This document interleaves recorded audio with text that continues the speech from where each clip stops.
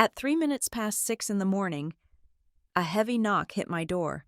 Through the peephole, I saw a deputy holding a file, while my parents watched from across the street like they were waiting for fireworks. The eviction order claimed I was a tenant in the home my grandfather left me, but the real shock wasn't the eviction. It was a specific detail in the paperwork that made the deputy realize the trap was about to snap back on the people who set it. My name is Dahlia Perkins, and until exactly 6 o'clock in the morning on that Tuesday, I believed that the ground beneath my feet was solid. I believed that a deed recorded in the county archives, a piece of paper with a government seal, and the last will and testament of my grandfather meant that this house was mine. I was wrong. The law is not about truth. It is about paperwork. And apparently, mine had been rewritten while I slept. The sound that woke me was not a polite tap. It was a heavy metallic hammering against the front door, the kind of sound that bypasses the ears and vibrates directly in the ribcage. It was 3 sharp, authoritative strikes, followed by a pause, then 3 more. I sat up in bed, my heart hammering against my sternum in a rhythm that matched the noise downstairs. The digital clock on my nightstand read exactly 6 o'clock. The room was still dim, filled with the gray, washed-out light of early dawn that makes everything look slightly dead. For a second, just one fragile second, I thought it might be a delivery mistake, or maybe a neighbor with an emergency. But deep down, in the lizard brain that senses danger before the conscious mind can process it, I knew, people do not knock like that to borrow sugar. People knock like that when they carry the authority of the state. I threw off the duvet, the cold air of the morning hitting my skin like a physical slap. My legs felt heavy, clumsy, as if the blood had not quite reached them yet. I grabbed my robe from the chair, wrapping it tight around me as if the terry cloth could serve as armor. The knocking came again, louder this time. Whoever was on the other side was not going away. They were demanding to be acknowledged. I moved down the hallway, avoiding the creaky floorboard out of habit. The house was silent except for that intrusion at the door. This was the house my grandfather built, the house where I had learned to walk, the house where I had nursed him in his final days. It smelled of old wood and lemon polish, a scent that usually comforted me but now felt fragile, like it could be blown away by whatever was waiting on the porch.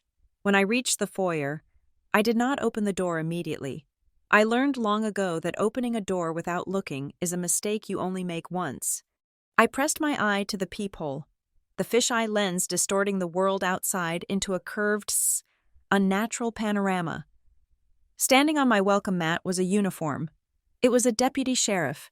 I could see the badge catching the weak morning light, the heavy utility belt, the stiff brim of his hat. He was standing at parade rest, hands clasped behind his back, waiting with the patience of a man who gets paid by the hour to ruin days. His name tag, though distorted by the glass. Red Briggs, Deputy Harlan Briggs. I recognized the name vaguely from town. A man known for being by the book. Neither cruel nor kind. Just efficient. Beyond him, parked at the curb, was his patrol cruiser. The engine was running, sending small plumes of white exhaust into the chill air. But the lights were off. No flashing blues and reds. No siren. He had come in stealth mode. He did not want to wake the neighborhood. He wanted this to be surgical, a quiet excision of a resident from her home. My hand hovered over the deadbolt, shaking slightly. Why was a deputy here? Accidents? Did something happen to someone I knew? But before I turned the lock, something made me look past the deputy, past the cruiser, to the other side of the street. The streetlights had just flickered off, but there was enough light to see them. Standing on the opposite sidewalk, positioned perfectly to view my front door, were 2 figures. They were not passing by. They were not walking a dog. They were standing still, arms crossed over their chests, watching my house with the intense, unblinking focus of spectators at a demolition. It was my parents, Judith and Raymond Perkins. My mother was wearing her long beige trench coat, the one she saved for church and serious family meetings. Her hair was perfectly coiffed, even at 6 in the morning. My father stood next to her in his dark windbreaker, his posture rigid. They looked like they were waiting for a parade to start. They looked like they had bought tickets. The air left my lungs. The confusion that had been swirling in my head crystallized instantly into a cold, hard knot of dread. This was not an accident. This was a production, and they had front-row seats. I unlocked the door. The metal click of the deadbolt sounded like a gunshot in the quiet house. I opened the door just wide enough to stand in the gap, blocking the view into my living room with my body. The morning air was freezing, biting at my bare ankles, but I did not shiver. I could not let myself shiver. Deputy Briggs looked down at me. He was a large man, taking up most of the doorframe. He held a thick folder in one hand and a specific document in the other. He did not smile. He did not apologize for the hour. "Dahlia Perkins?" he asked. His voice was a low rumble, devoid of inflection. "Yes," I said. My voice sounded strange to my own ears, calm, detached, as if I were speaking from underwater. "I am Deputy Harlan Briggs, with the County Sheriff's Civil Division," he recited, the words practiced and smooth. He held out the paper in his hand. "I am here to execute a writ of possession." The words hung in the air between us, heavy and toxic. Writ of possession, even if you do not know the law. You know what those words mean. They mean you do not own what you think you own. They mean the space behind you is no longer yours. "I don't understand," I said, and I was proud that my voice did not crack. "This is my house. I own it. I have the deed." The deputy did not argue. He did not look sympathetic. He simply extended the paper further until I had no choice but to take it. "I have a court order signed by Judge Kessler commanding me to remove all occupants from the premises and return possession to the plaintiff." "Plaintiff?" I asked. The word tasted like ash. "Who is the plaintiff?" Deputy Briggs paused. For the first time, his professional mask slipped, just a fraction of an inch. He looked down at the paperwork in his file. Then he looked up at me, and then his eyes darted briefly, almost imperceptibly, over my shoulder toward the street behind him. He knew. He had seen the audience across the road. "The plaintiffs are listed as Judith Perkins and Raymond Perkins," he said. He said the names clearly, without hesitation. But I saw the flicker of discomfort in his eyes. He realized the situation. He realized he was standing in the middle of a family cannibalizing itself. I looked at the paper in my hand. It was real. The court seal was embossed. The signature of the judge was jagged and black. And there, in the caption of the case, it was printed in bold uppercase letters: "Judith Perkins and Raymond Perkins versus Dahlia Perkins. My parents were evicting me. They were evicting me from the house my grandfather had left specifically to me to keep it out of their hands." I looked up at the deputy. "This is a mistake," I said. "I was never served with a lawsuit. I never went to court. How can there be an order?" "That is a matter for the court, ma'am," Briggs said. He checked his wristwatch. "The order states that the eviction is effective immediately. However, standard procedure gives you a grace period to vacate voluntarily before forced removal." "How long?" I asked. "You have until 12 noon today," he said. 6 hours. I had 6 hours to dismantle my entire life. I had 6 hours to pack 30 years of memories. Furniture, books, and clothes. It was physically impossible, and that was the point. My eyes drifted past him again to the figures across the street. My mother said something to my father. He nodded. They were not just watching. They were waiting for me to break. They wanted the scream. They wanted the scene. They wanted me to fall to my knees in the doorway, weeping and begging the officer, so they could shake their heads and tell everyone how unstable poor Dahlia had become. They wanted the narrative of the hysterical daughter who could not manage her own life. If I screamed, they won. If I cried, they won. If I let this deputy see me lose control, he would note it in his report, and that report would be used against me later. I tightened my grip on the doorknob until my knuckles turned white. I forced my breathing to slow down. Inhale for 4 seconds, exhale for 4 seconds, I pushed the panic down into a steel box in my stomach and locked the lid. "I am not leaving," I said. Deputy Briggs shifted his weight. His hand moved closer to his belt. A subtle warning. "Ma'am, if you are not out by noon, I will return with a team to physically remove you and change the locks. Your belongings will be placed on the curb.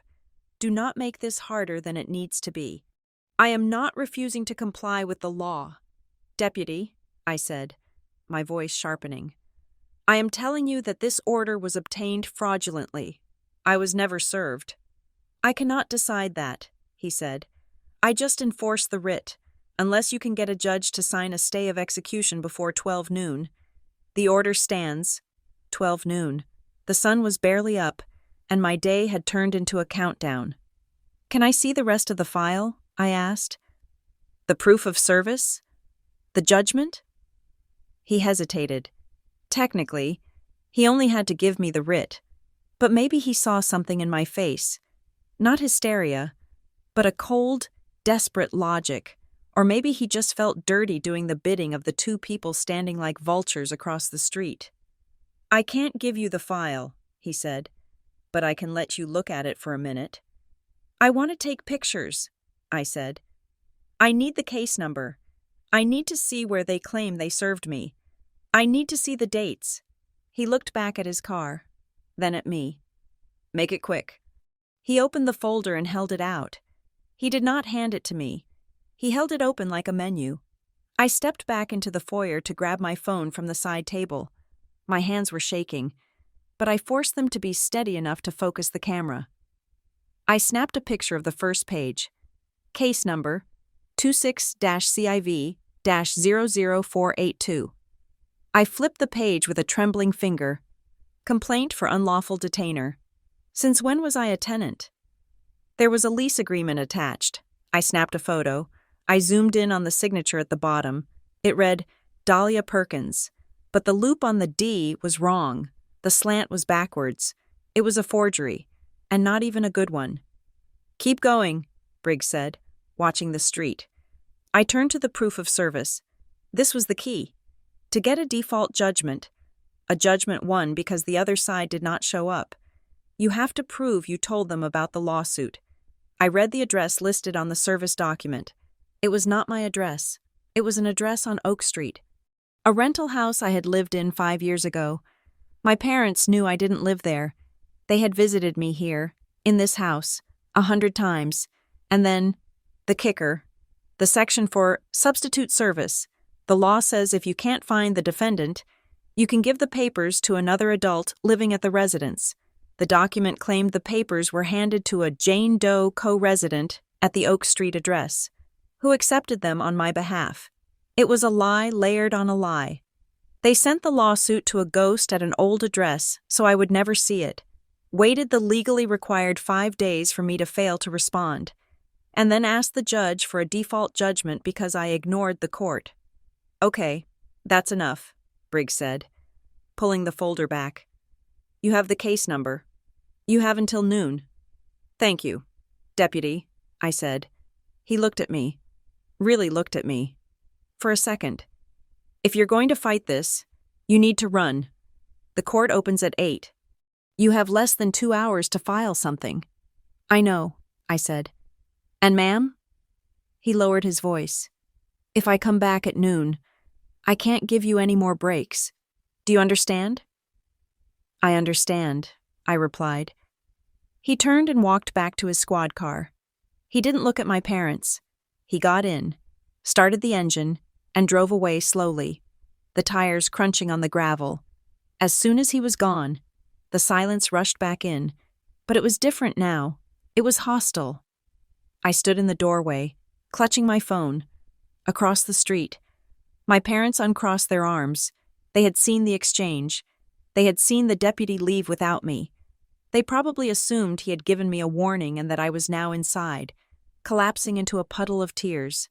My father took a step off the curb as if to cross the street, perhaps to come over and offer help, to offer to store my things if I just signed the house over to them quietly, to play the benevolent saviors after stabbing me in the chest. I did not give them the satisfaction. I looked directly at them. I made eye contact with my mother across the 50 feet of asphalt. I did not scream. I did not flip them off. I simply stepped back and closed the door. I turned the deadbolt. Then I engaged the chain lock. I leaned my back against the wood, sliding down until I hit the floor. The clock in the hallway ticked. 6:15. I had 5 hours and 45 minutes to overturn a legal judgment, prove fraud, and stop an eviction. I had no lawyer. I had no prepared defense. All I had were a few photos on my phone and the absolute, burning certainty that I would burn this house to the ground before I let them take it from me. But first, I had to stop shaking. I looked at the photos on my phone again, the writ of possession, the names Judith and Raymond Perkins. "Okay," I whispered to the empty hallway. "You want a war? You filed the paperwork. You started the clock." I stood up. The panic was still there, buzzing in my veins like caffeine, but it had changed flavor. It was no longer the panic of a victim. It was the adrenaline of a soldier in a trench. I didn't need to pack boxes. I needed to pack evidence. I ran to the study. I needed the fireproof bag where I kept the real deed. I needed my grandfather's will. I needed the property tax receipts that I had paid for the last 3 years, receipts that listed me as the owner, not a tenant. I grabbed my keys. I grabbed my laptop. I grabbed every scrap of paper that proved I existed in this house as its sovereign owner. My parents thought they had set a trap. They thought the eviction notice was the end of the story. They thought that by noon, I would be a weeping mess on the sidewalk, and they would be changing the locks, finally getting their hands on the asset they had coveted since the day my grandfather died. They forgot one thing. They forgot that I was the one who handled grandfather's estate when he died. They forgot that I was the one who organized his chaotic filing system. And they forgot that I knew exactly where the bodies were buried. Metaphorically, and in the paperwork, I looked at the clock again. 6:20. I stripped off my robe and threw on jeans and a blazer. I needed to look like someone the court should listen to. I needed to look like a homeowner, not a victim. I checked the window one last time.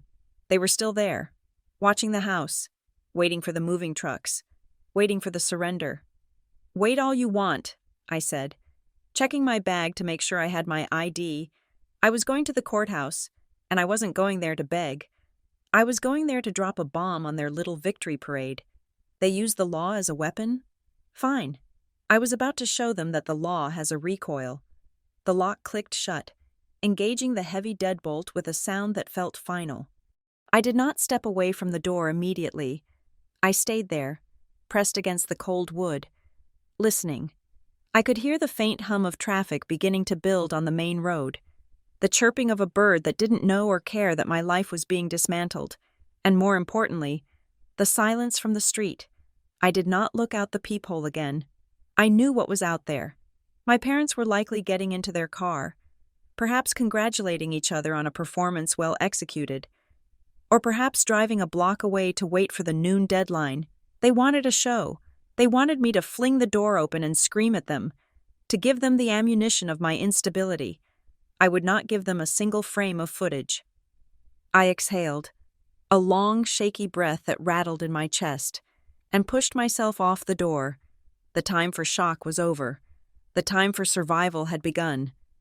I moved through the hallway, not running, but walking with a deliberate, sharp pace. My house, usually a place of soft morning light and coffee smells, now felt like a crime scene I had to process before the cleaners arrived.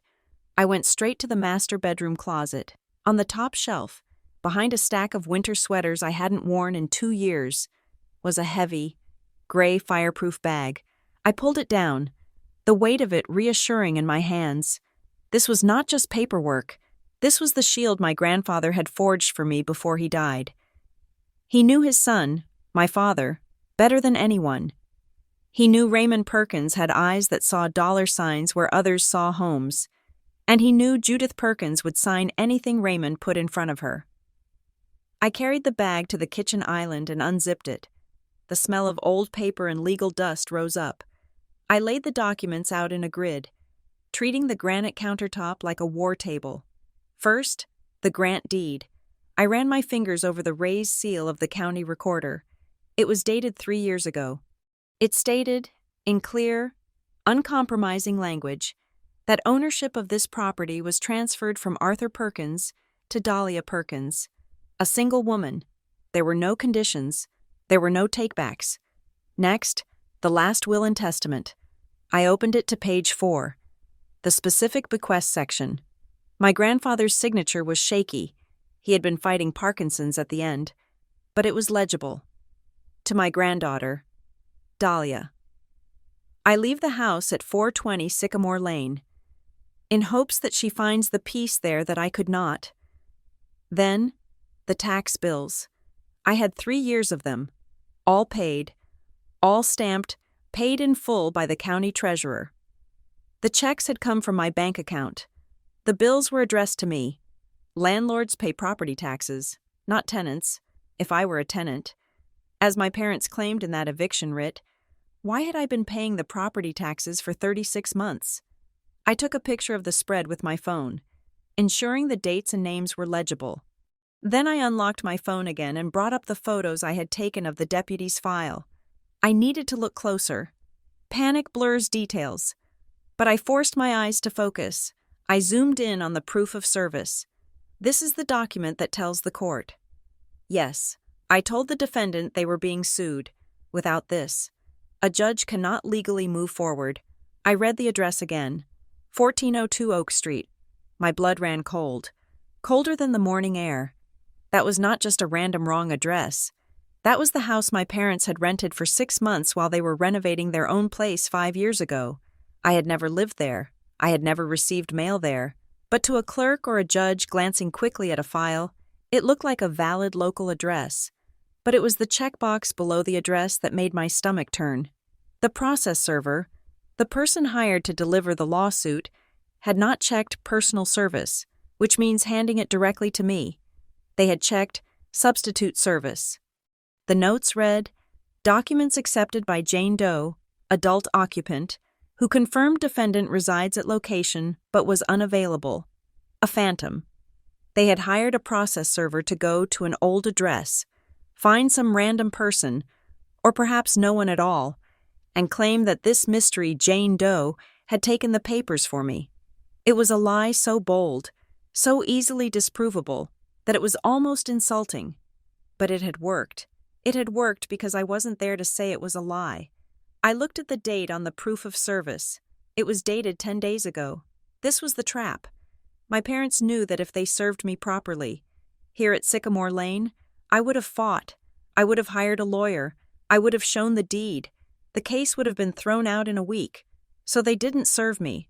They created a fictional service at a fictional address, waited for the legal response time to expire, and then filed for a default judgment. Default is what happens when you don't show up to the game. You forfeit.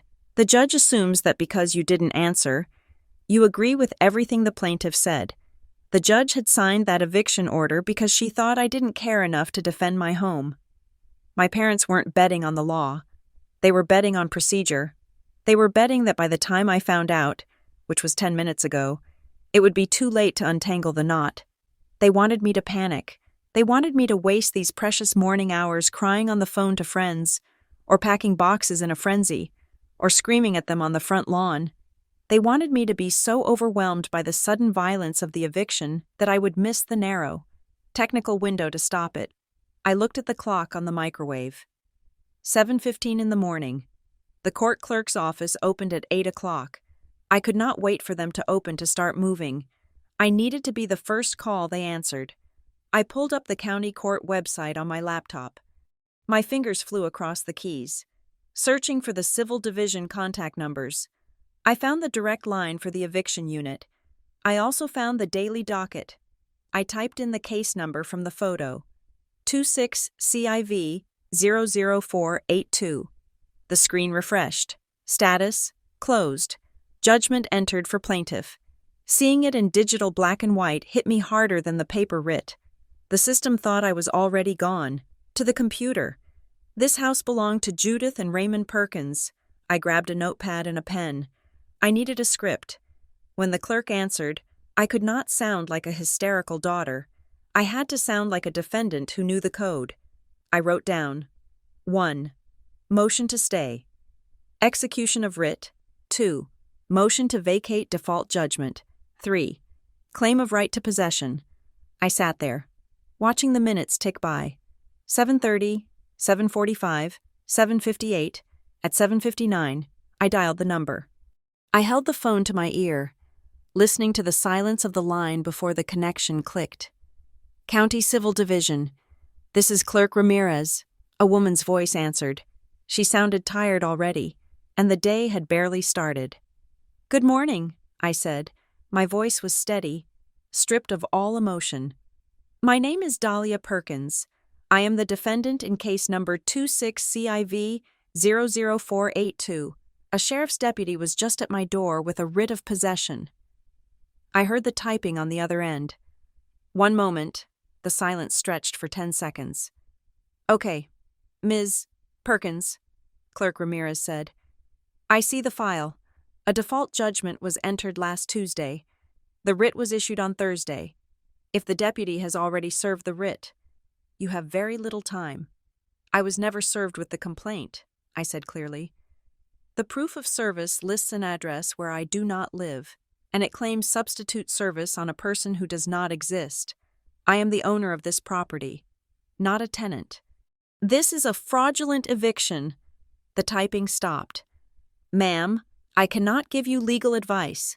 I can only tell you the procedure. Tell me the procedure, I said. You need to file an ex parte application for a stay of execution immediately, she said, her voice dropping a register, becoming slightly more urgent. If the lockout is scheduled for noon today, you need to be in front of a judge this morning.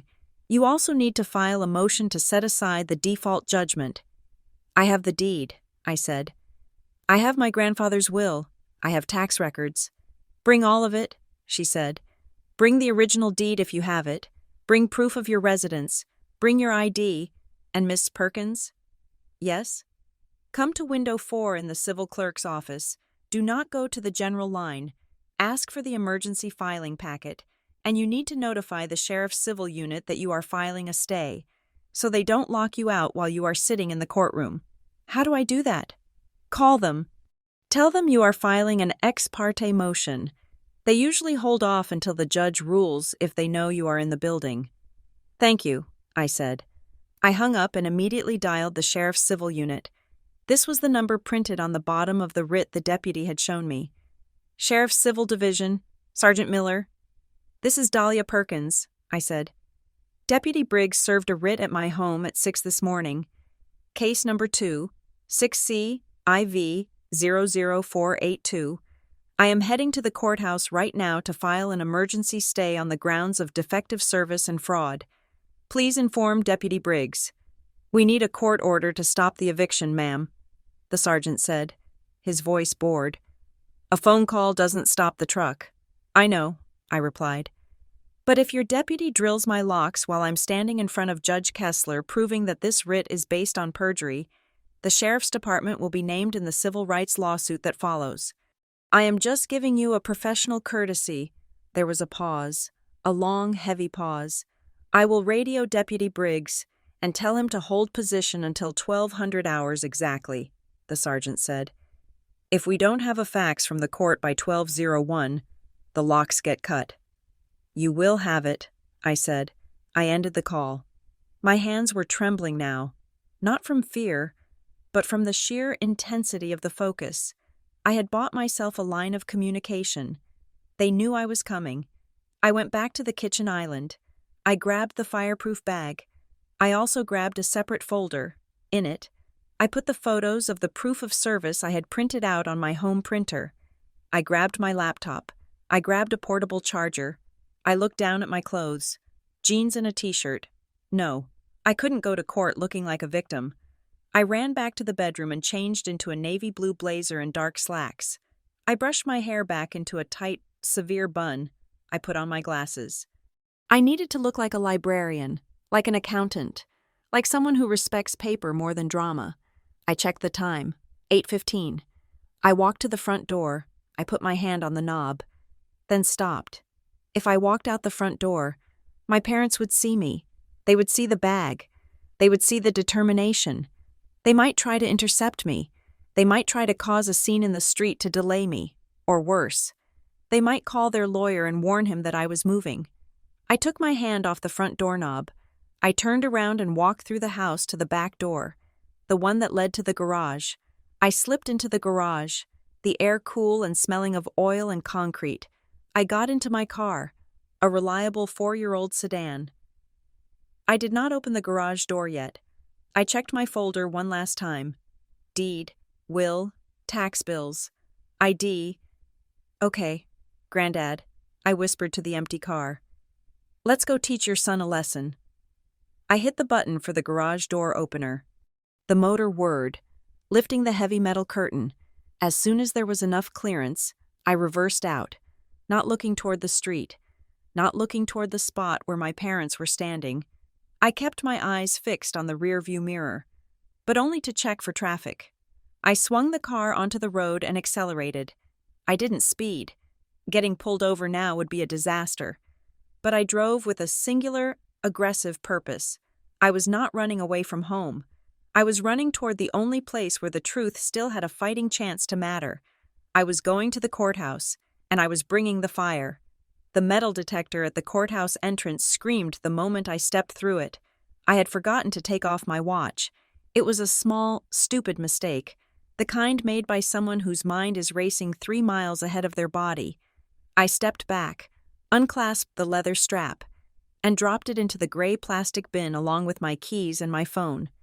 The security guard, a man with tired eyes who looked like he had seen every variation of human desperation before 9 in the morning, waved me through with a grunt. I grabbed my belongings, my hands moving with a jerky, frantic energy. I checked the time on the wall clock. It was 8:22. The sheriff's sergeant had promised to hold the lockout until noon, but promises in the legal world are thin shields. I needed a court order. I ran toward the elevators, dodging a lawyer in a tailored suit who was leisurely sipping a latte. He had all the time in the world. I had 3 hours and 38 minutes. When I reached the 4th floor, the hallway of the civil division was already humming. People were lined up against the wall, clutching folders, some crying, some arguing on their phones in hushed, furious whispers. I bypassed the general information line and went straight to window 4, just as the clerk on the phone had instructed. There was one person ahead of me, a man arguing about a filing fee. I stood behind him, my folder pressed against my chest, willing him to move. Every second he spent debating $20 was a second the lock on my front door grew weaker. Finally, he threw his hands up and walked away. I stepped up to the glass partition. The nameplate read M. Ramirez. She was typing on her keyboard, not looking up. "Good morning," I said, my voice tight. "I called earlier. Case number 26, CIV00482. The lockout is scheduled for today at noon." Ramirez stopped typing. She looked up, her glasses perched on the end of her nose. She recognized the desperation in my tone. She probably heard it 50 times a day, but she also saw the organization. I wasn't holding a crumpled ball of papers. I was holding a sorted, labeled binder. "Name?" she asked. "Dahlia Perkins," I said. She typed the case number into her system. The screen flickered, reflecting off her glasses. She frowned slightly. "Right," she said. "Default judgment entered. Writ issued. You're cutting it close. Ms. Perkins." "I know," I said. "I need to file an ex parte application to stay execution and a motion to set aside the default. I was never served." Ramirez pulled the physical file from a stack behind her. It was already out, likely because she had looked at it after my call. She opened it to the proof of service. "The file says you were served by substitute service on January 24th, she said, tapping the document, "at 1402 Oak Street." "I don't live at 1402 Oak Street," I said. I slid my driver's license under the glass partition. "I live at 420 Sycamore Lane, the property in question. I have lived there for 30 years. Oak Street is a rental property my parents lived in 5 years ago." Ramirez picked up my ID. She looked at the address printed on the plastic. then looked at the address on the proof of service. She verified the issue date of the ID. It was 2 years old. "Okay," she said slowly. "That is an issue, but substitute service is valid if they serve a co-resident." "Look at who accepted the service," I said. "Please, look at the name of the person who signed for the papers." Ramirez looked down at the document again. Her eyes scanned the bottom half of the page. Then she stopped. She leaned in closer, squinting, as if she couldn't believe what she was reading. "Accepted by Judith Perkins," she read aloud. She looked up at me, her eyebrows shooting up toward her hairline. "Judith Perkins is the plaintiff," I said. "My mother is suing me, and she apparently served the lawsuit to herself at an address where neither of us lives." Ramirez let out a short, incredulous breath. In the bureaucratic world, you see mistakes and you see laziness, but you rarely see something this blatantly stupid. "The plaintiff signed as the recipient for the defendant?" she asked, clarifying the absurdity. That is not proper service. That is a conflict of interest at the very least, and potentially fraud on the court." "Exactly," I said. "And because I never got the papers. They got a default judgment, and now the sheriff is coming." Ramirez was moving faster now. The lethargy of the morning was gone. She was pulling forms from a tray. Pink forms, yellow forms. "Okay," she said. "We are going to fix this. But first, I need to understand the basis of the suit. It is filed as an unlawful detainer. Landlord-tenant. They claim you stopped paying rent." "I don't pay rent," I said, pulling the next document from my bag. "I own the house, free and clear." I slid the certified copy of the grant deed under the glass. Ramirez picked it up. She saw my name as the grantee. She saw the date. "If you own the house, why did they file an eviction?" she asked. "They should have filed a quiet title action if they wanted to dispute ownership. Eviction court is only for renters. They attached a lease," she said, flipping through the file again. "Here." She turned the file around and pressed it against the glass so I could see. It was a single sheet of paper, a standard, store-bought rental agreement. It was dated 6 months ago. It listed the rent as $2,000 a month, and at the bottom, there was a signature, Dahlia Perkins. I stared at it. The ink looked black and heavy. The signature was shaky, the loop of the D too wide, the P lacking the sharp downstroke I always used. It looked like someone had tried to copy my signature from memory while riding a bus. "That is not my signature," I said, my voice dropping to a cold whisper. "I have never seen this document in my life. I have never paid them rent. I pay the property taxes. I pay the insurance." I slid the tax bills under the glass. Ramirez looked at the fake lease, then at the deed, then at the tax bills. She shook her head. "This is a mess. This is a jurisdiction issue. If there is a title dispute, this shouldn't even be an eviction court." She grabbed her stamp. It was a heavy, self-inking rubber stamp. She took my ex parte motion, the one I had hastily drafted on the legal pad in the car using the template from the court website on my phone, and she slammed the stamp down onto the first page. Bang! The sound echoed in the quiet workspace. Filed. "Okay," she said, handing me back a conformed copy. "You are going to Department 12. That is Judge Kessler. She is the presiding judge for evictions today. I am going to call her clerk and tell her you are coming up with an emergency file." "Thank you," I said. "Don't thank me yet," Ramirez said, her face serious. "You have to convince the judge to stop the sheriff. And you have," she glanced at the wall clock, 2 hours and 45 minutes. I grabbed my papers and turned. I didn't walk, I speed-walked, my heels clicking sharply on the terrazzo floor. I took the stairs because the elevator was too slow.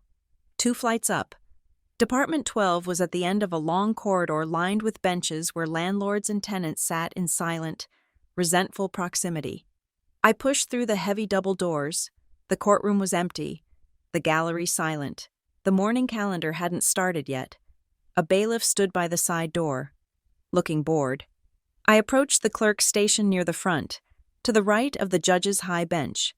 A woman with short gray hair and reading glasses on a chain around her neck was sorting files.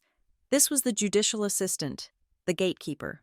"Excuse me," I said, slightly out of breath. "I was sent by the filing window. Emergency ex parte. Perkins versus Perkins." The assistant didn't look up immediately. She finished placing a sticker on a file, then turned to me. The clerk downstairs called, "Let me see the paperwork." I handed her the stack. She took it with professional skepticism. Judicial assistants are the most cynical people in the legal system. They have heard every excuse, every lie, and every sob story. She put on her glasses and began to read. She scanned my motion. Then she looked at the attached exhibit, the photo of the proof of service with my mother's signature on it. Her eyes stopped moving. She blinked. She looked closer. "The plaintiff accepted service?" she muttered. She looked up at me, her expression shifting from boredom to mild alarm. "Is this accurate?" "Yes, ma'am," I said. "And the address is wrong, and the lease is forged." She flipped to the deed I had attached. She saw the date. She saw the ownership. "Wait here," she said. She stood up, took my file, and disappeared through the door behind the judge's bench. The door clicked shut. I stood alone in the empty courtroom. The silence was heavy. The air conditioning hummed. I looked at the seal of the state hanging on the wall above the empty chair. Liberty and justice for all. It felt like a slogan from a different planet. Here, it was just paperwork and deadlines for all.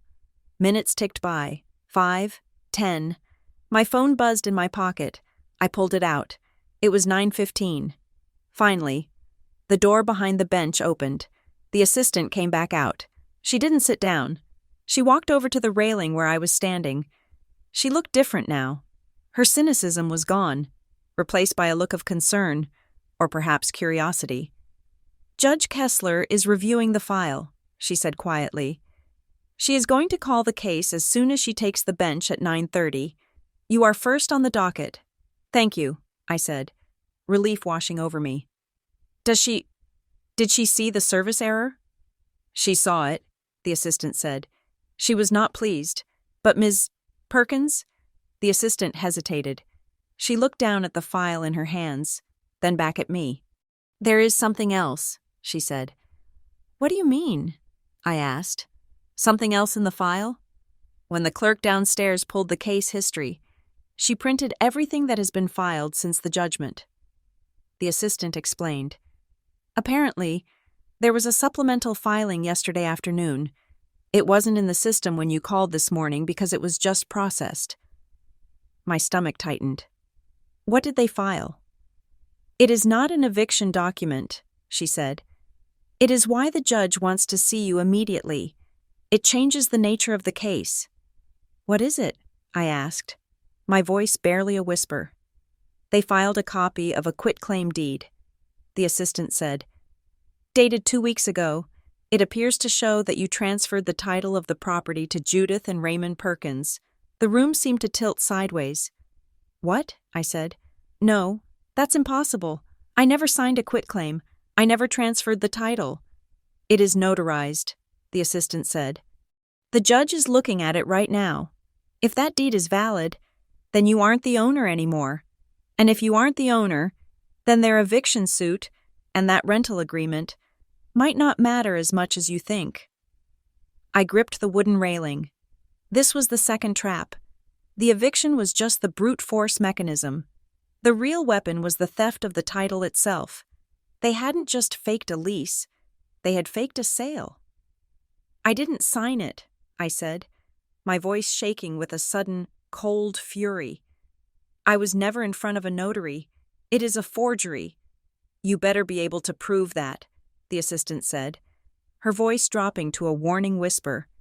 "Because on paper, it looks perfect, and Judge Kessler follows the paper." She turned and went back to her desk. "Sit in the front row. Don't leave." I walked to the wooden bench and sat down. My knees felt weak. I looked at the clock. 9:25. I had come here to fight a landlord-tenant dispute. I had come to prove a procedural error. But now, I realized the war was much bigger. They weren't just trying to kick me out. They were trying to erase my ownership entirely. They had escalated from lying about a lease to stealing the deed itself. I opened my bag and looked at my own deed, the one from my grandfather. It felt heavy in my hand, but suddenly, it felt vulnerable. A notarized document supersedes an old deed, if they had a newer one. My grandfather's will was ancient history. I took a deep breath. Okay, they forged a deed. That meant there was a notary involved. A notary who had lied. A notary who had stamped a document saying I was there when I wasn't. And if there is one thing I know about criminals who use paper, it is this: they always leave a trail. The side door opened again, but it wasn't the judge. It was the main doors at the back of the courtroom swinging open. I turned around, walking in, looking solemn and dressed in their Sunday best, were my parents, and beside them, carrying a sleek leather briefcase, was a man in a gray suit. He had the polished, confident look of a lawyer who charged $400 an hour to make problems disappear. Gordon Vale. I knew him.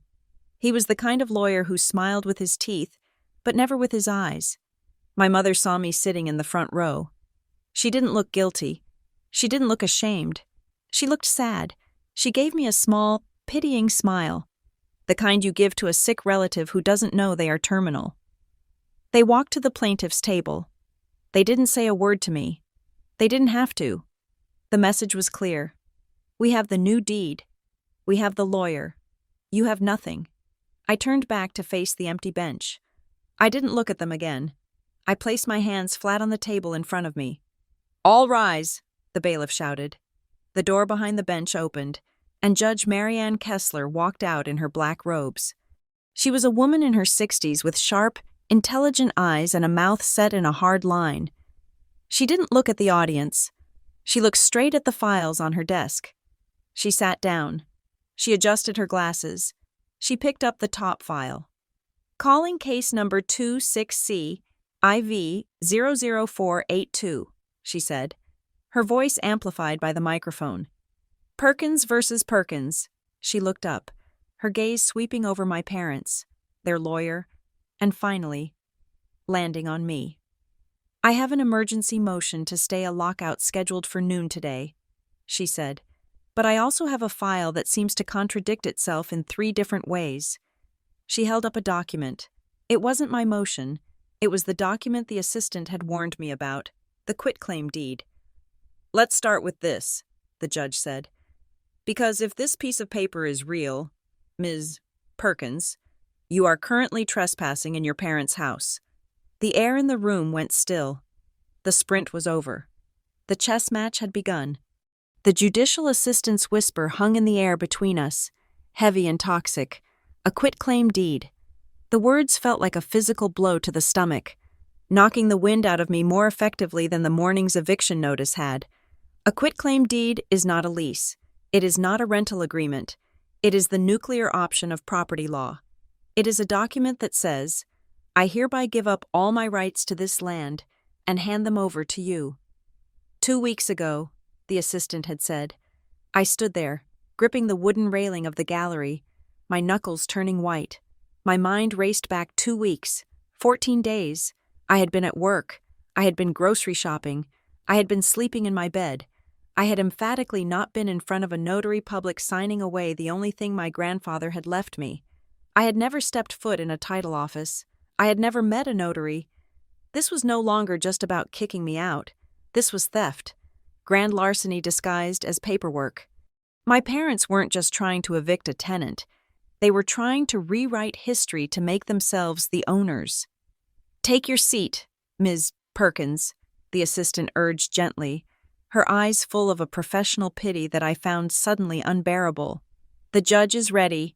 I turned from the railing and looked toward the front of the courtroom. The plaintiff's table was no longer empty. My parents, Judith and Raymond, sat there. They were not looking at me. They were looking forward, their posture perfect, their hands folded on the table in a display of practiced serenity. They had dressed for the part they intended to play. My mother was wearing a soft, powder blue cardigan over a floral blouse, the kind of outfit that screams grandmother and harmless. My father wore a tan sweater vest and a collared shirt, looking like a retired schoolteacher who just wanted peace in his twilight years. They looked like they were there to save me. That was their narrative. I could see it in the tilt of their heads.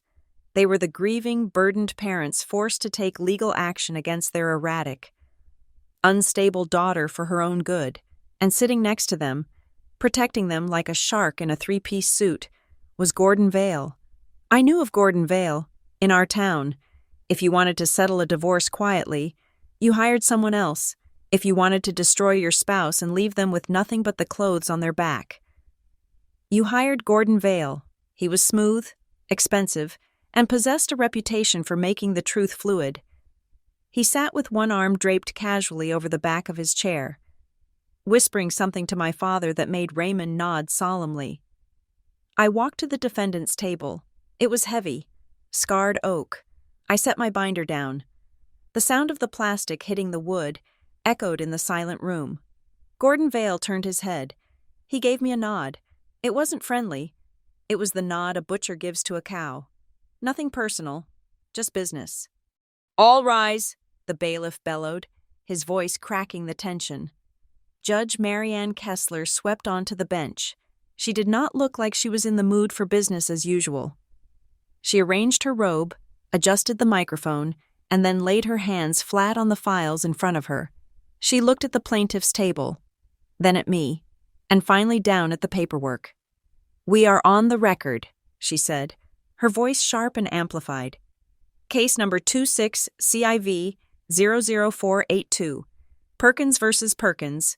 This matter is before me on an emergency ex parte application to stay execution of a writ of possession." She paused, looking over her reading glasses at Gordon Vale. "Mr. Vale," she said, "I see you have entered an appearance for the plaintiffs this morning." "Yes, Your Honor." Gordon stood up, buttoning his jacket in one fluid motion. His voice was a rich baritone, designed to soothe juries and charm clerks. "We are here to oppose the stay. My clients have been incredibly patient. They have followed every letter of the law to reclaim their property from a squatter who refuses to pay rent or vacate." "Squatter," I whispered to myself. The word burned. "Sit down, Mr. Vale," Judge Kessler said. She didn't smile. "I will get to you, right now. I have some questions about the procedural history of this file, because frankly, it looks like a mess." She turned her gaze to me. "Ms. Perkins, you filed this motion claiming you were never served." I stood up. My legs felt steady, grounded by the sheer adrenaline of the fight. "That is correct, Your Honor. I was never served with the lawsuit. I only learned about this action at 6 o'clock this morning when a deputy sheriff knocked on my door." "The file contains a proof of service," Judge Kessler said, tapping a document with her index finger. "It says you were served via substitute service on January 24th. "Your Honor," I said, my voice projecting clearly as I had practiced in the car, "I would like to draw the court's attention to two details on that proof of service. First, the address listed is 1402 Oak Street. That is a rental property my parents lived in 5 years ago. I have never resided there. I reside at the property in question, 420 Sycamore Lane, and have done so for 30 years. Gordon Vale started to half rise from his chair. "Your Honor, if I may." "You may not," Kessler snapped. She looked back at me. "Go on." "Second," I continued, "and more importantly, the proof of service indicates that the documents were accepted by a co-resident." I took a breath. "The person who signed as the recipient is Judith Perkins." I pointed across the aisle. "The plaintiff." Judge Kessler looked down at the file. She flipped the page. She squinted at the signature line. The silence in the room stretched out, tight as a piano wire. "Let me understand this," the judge said, her voice dropping to a dangerous register. "The plaintiff, your mother, served the lawsuit to herself, at an address where neither of you lives, and signed for it on your behalf?" "Yes, Your Honor," I said. Judge Kessler slowly lifted her head and looked at Gordon Vale. "Mr. Vale," Care to explain why your client is accepting service for the defendant she is suing? Gordon Vale stood up again, his smile not faltering, though his eyes hardened. Your Honor, it appears there may have been a clerical error by the process server regarding the address. However, Mrs. Perkins was simply trying to ensure her daughter received the papers. She knew Dahlia was difficult to locate. This is a technicality. The defendant is here now. She has notice now. The fact remains that she is in default on her lease. A technicality? Judge Kessler repeated. Service of process is the foundation of due process. Mr. Vale, it is not a technicality. It is the law. We can cure the service issue. Gordon waved a hand dismissively. But the underlying facts are not in dispute. Ms. Perkins is a tenant. She has not paid rent in 6 months. We have a signed lease agreement. I did not sign that lease, I interrupted. I knew I shouldn't speak out of turn, but I couldn't help it. I am not a tenant. I am the owner. I have the grant deed from my grandfather.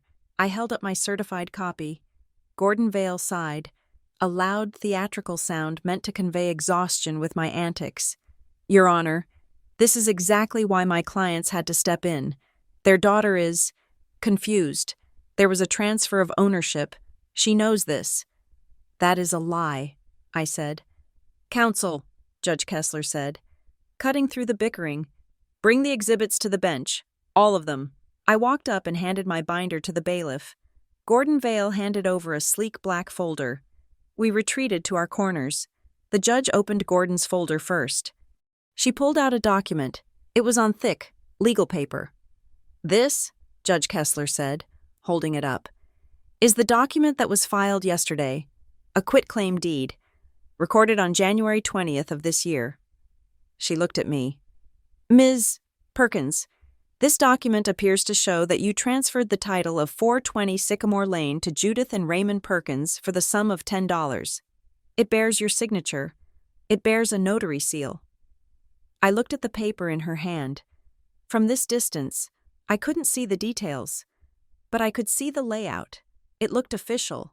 It looked real. And that was the terrifying power of it. I did not sign that, I said. I have never seen that document before this moment. It is notarized, Gordon Vale interjected smoothly. A notarized document carries a presumption of validity. Your Honor, if the defendant has seller's remorse now, that is a matter for a separate civil suit. It does not stop the eviction. She is a tenant in my client's home, and she has to leave. My parents were still sitting there, silent statues of sorrow. My mother dabbed at her eye with a tissue. It was a perfect performance. Look at us, dealing with our delusional daughter who forgets she sold us the house. Judge Kessler looked at the deed, then at me. Ms. Perkins, allegations of forgery are serious, but Mr. Vale is right on one point. A recorded deed with a notary seal is presumptive evidence of ownership. You are asking me to ignore a recorded legal instrument based on your word alone. Not just my word, I said. My mind was racing, connecting the dots. January 20th, 2 weeks ago. Where was I? What was the date of the signature? Your Honor? I asked. Judge Kessler glanced at the notary block. January 20th, the timestamp on the notary log, which isn't here, but usually corresponds, would be during business hours. This was recorded at 3 p.m. January 20th, a Tuesday. I felt a surge of cold, sharp clarity. I was not in a notary office on January 20th, I said firmly. I can prove it. How? Judge Kessler asked. Do you have a witness?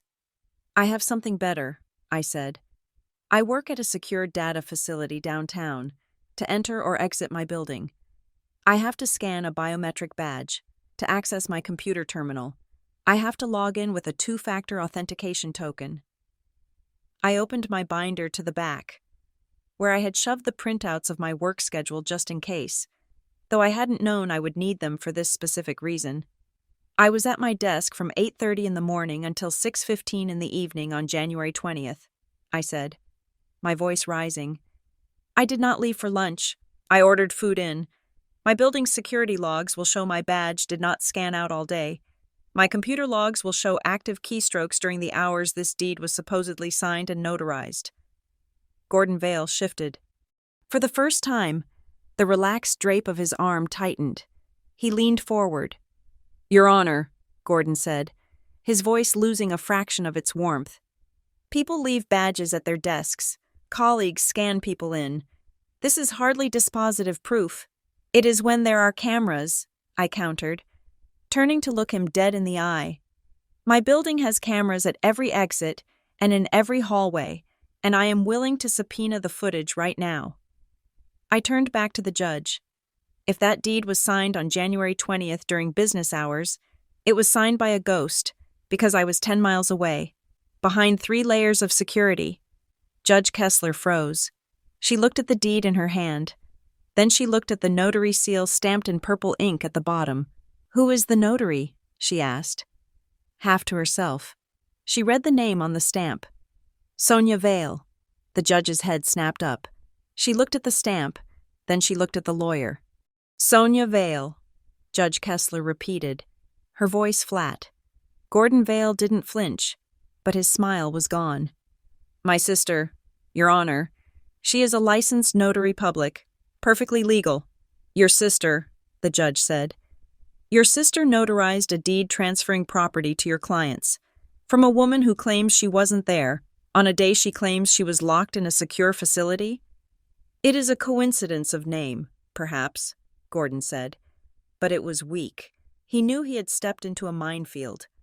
"I don't believe in coincidences in my courtroom. Mr. Vale," Judge Kessler said. She put the deed down. She didn't put it back in the file. She set it aside, on the far corner of her bench, isolated like a contaminated object. "Ms. Perkins," the judge said to me, "you claim you can produce these security logs?" "I can have them emailed from my security director within the hour," I said. "And the footage by the end of the day." "Do it," Judge Kessler ordered. She looked at my parents. My mother had stopped dabbing her eyes. She was staring at Gordon Vale with a look of sharp, sudden panic. My father was gripping the edge of the table. The innocent elderly parent's mask was slipping, revealing the calculation underneath. "The eviction is stayed," Judge Kessler announced, banging her gavel once. "The writ is recalled. Nobody is changing any locks today." Gordon Vale stood up. "Your Honor, I must object. My clients—" "Your clients are going to sit tight," Judge Kessler cut him off. "And you are going to bring your notary journal to this courtroom, tomorrow morning, 9 o'clock. "Tomorrow?" Gordon stammered. I will have to check her schedule." "You will check nothing." Kessler leaned over the bench. "You will produce the notary. You will produce her journal. And you will produce the original wet ink deed. And Ms. Perkins will produce her security logs." She looked at me, and for the first time, there was no suspicion in her eyes. There was only the cold, hard glint of a hunter who has just caught a scent. "This is no longer just an eviction hearing," Judge Kessler said. "If that deed is fake, Mr. Vale, we are looking at fraud on the court, and I take that very personally." She pointed the gavel at me. "Get your evidence, Ms. Perkins. I am giving you 24 hours to prove you were where you say you were." "I will," I said. My parents stood up as the judge left the bench. But they didn't look at me this time. They looked at their lawyer, and the whispers they exchanged were frantic. I watched them. The fear was shifting. At 6 this morning, I was the one shaking. Now, the tremor was on the other side of the aisle. I turned to leave. I had the stay. I had the time. And now, I had the target. Sonia Vale, the lawyer's sister, the notary who wasn't there. I walked out of the courtroom, my phone already in my hand. I wasn't just going to get the logs. I was going to find out everything there was to know about Sonia Vale. If they wanted to play games with paper, I was about to show them that paper cuts both ways. The trap hadn't just failed to spring, it had just caught the wrong leg. The courtroom was silent, but it was the silence of a held breath. Not a resolution. Judge Kessler had paused the proceedings, her gaze fixed on the fraudulent deed. But a verbal pause is not a legal shield. Until a piece of paper was signed, stamped, and transmitted, The sheriff's deputies could still drill my locks at 12 noon. I stood at the defendant's table, my hands hovering over my binder. This was evidence chess, a game where you do not move until you are certain the square is safe. And right now, Gordon Vale was trying to rearrange the board. "Your Honor," Gordon said, his voice dropping the theatrical charm and adopting a sharper, more technical edge. He stood up, smoothing his tie. "While we respect the court's concern regarding the notary, I must remind the court of the standard here. We are looking at a recorded instrument. A quitclaim deed, recorded with the county, carries a presumption of validity under the evidence code. It is a self-authenticating document." He was good.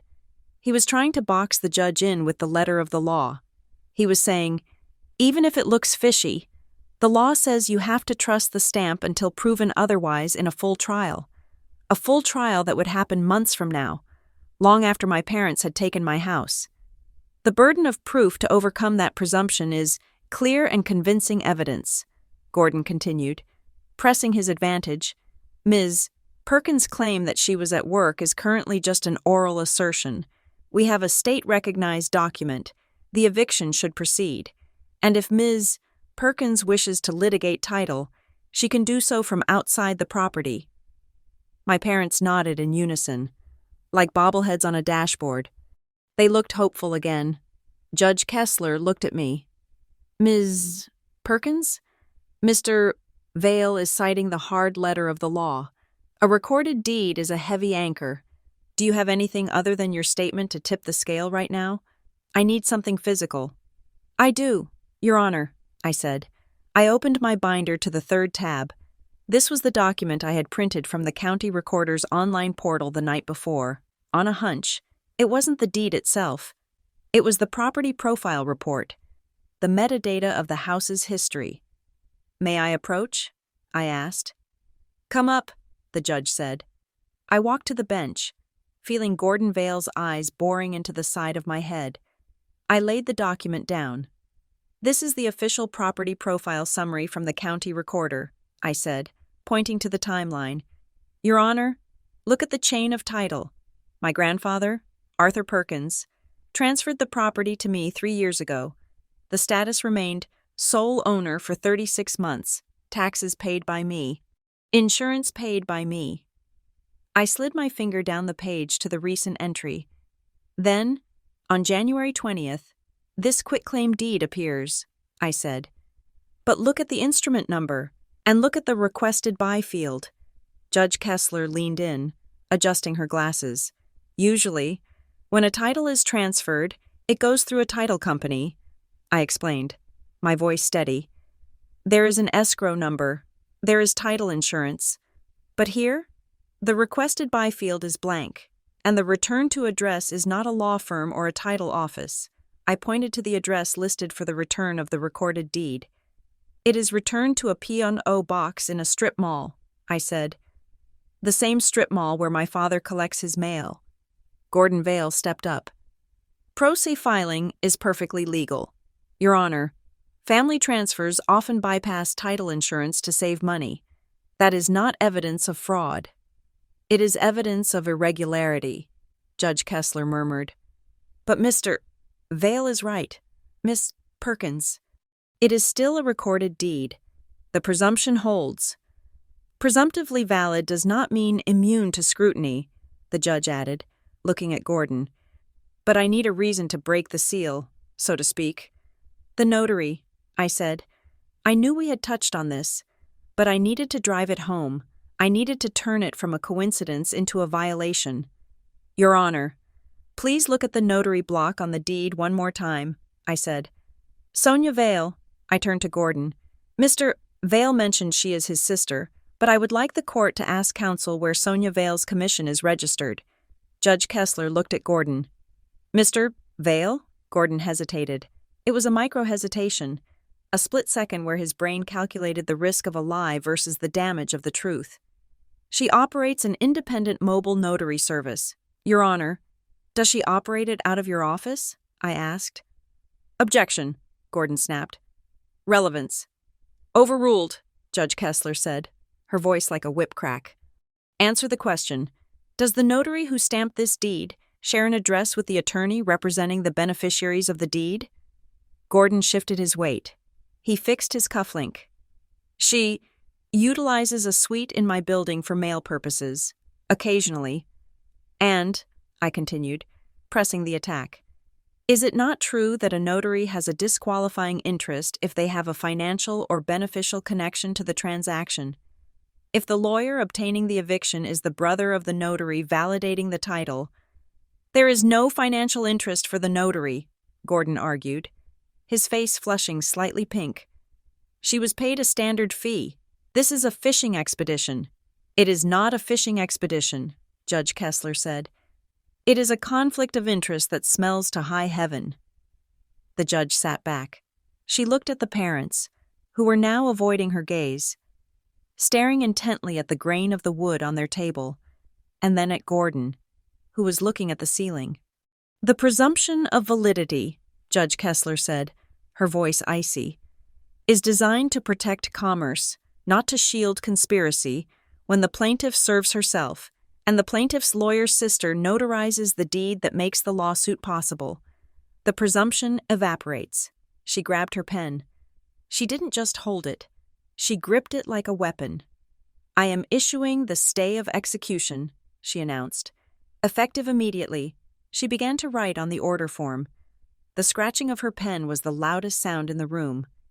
I am also setting a hearing for tomorrow morning at 9 a.m., she continued, writing as she spoke. Mr. Vale, you will bring the original deed.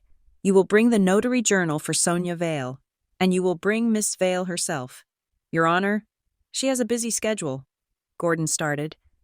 If she is not here at 9 a.m., I will issue a bench warrant for her arrest, Judge Kessler said, not looking up. Do I make myself clear? Crystal, Gordon whispered. The judge finished writing. She stamped the document, bang, and handed the carbon copy to the bailiff. Ms. Perkins, she said, take this to the sheriff's window downstairs. Immediately. Do not stop for coffee. Do not stop to chat. Get this into the system. Yes, Your Honor, I said. And Ms. Perkins? I paused. Bring your security logs tomorrow, she said. If you can prove you were at work, I will not just vacate the judgment. I will refer this entire file to the district attorney. Thank you, Your Honor. I grabbed the paper. It was still warm from the copier. Order to stay execution of writ of possession. It was just a piece of paper, but it felt heavier than gold. I turned and walked out of the swinging gate. I passed the plaintiff's table. My father refused to look at me. My mother was staring at her hands, twisting her wedding ring round and round. Gordon Vale was already on his phone, whispering furiously, likely warning his sister that the storm had just changed direction. I burst out of the courtroom doors into the hallway. The air out here was cooler, less charged with the electricity of the bench, but my heart was still racing. I didn't take the elevator.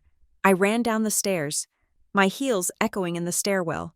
3 flights down, first floor, Sheriff's Civil Unit. There was a line. Of course there was a line. I walked straight to the glass partition, ignoring the dirty looks from a process server waiting with a stack of papers. Emergency stay, I said, pressing the order against the glass. Eviction scheduled for noon today. The clerk behind the glass, a young woman with braided hair, saw the stamp. She saw the time. 10:35. I'll take it, she said, opening the slot. She took the paper. She typed something into her computer. Then she picked up her radio handset. Dispatch. This is civil. Cancel the rollout for 420 Sycamore. Case 482. Judge ordered a stay. Repeat. Stay is active. Copy that. Civil. Unit is standing down. The voice on the radio was the most beautiful sound I had ever heard. The axe had been hovering over my neck, and just like that, it swung back. You're good, the clerk said, handing me a receipt. It's in the system. Nobody is touching your door today. I took the receipt and walked away from the window. I found a bench near the wall and sat down. I needed a moment, just 10 seconds to let my pulse drop below 120. I closed my eyes and leaned my head back against the cool plaster wall. I had won the battle, but the war was just starting. Dahlia, the voice was soft, familiar, and laced with a terrifying kind of sadness. I opened my eyes. Standing 10 feet away were my parents.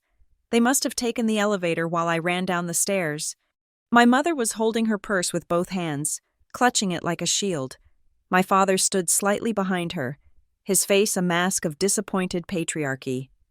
"You're making a mistake," my mother said. Her voice wasn't angry. It was pleading. It was the voice she used when I was a child and refused to eat my vegetables.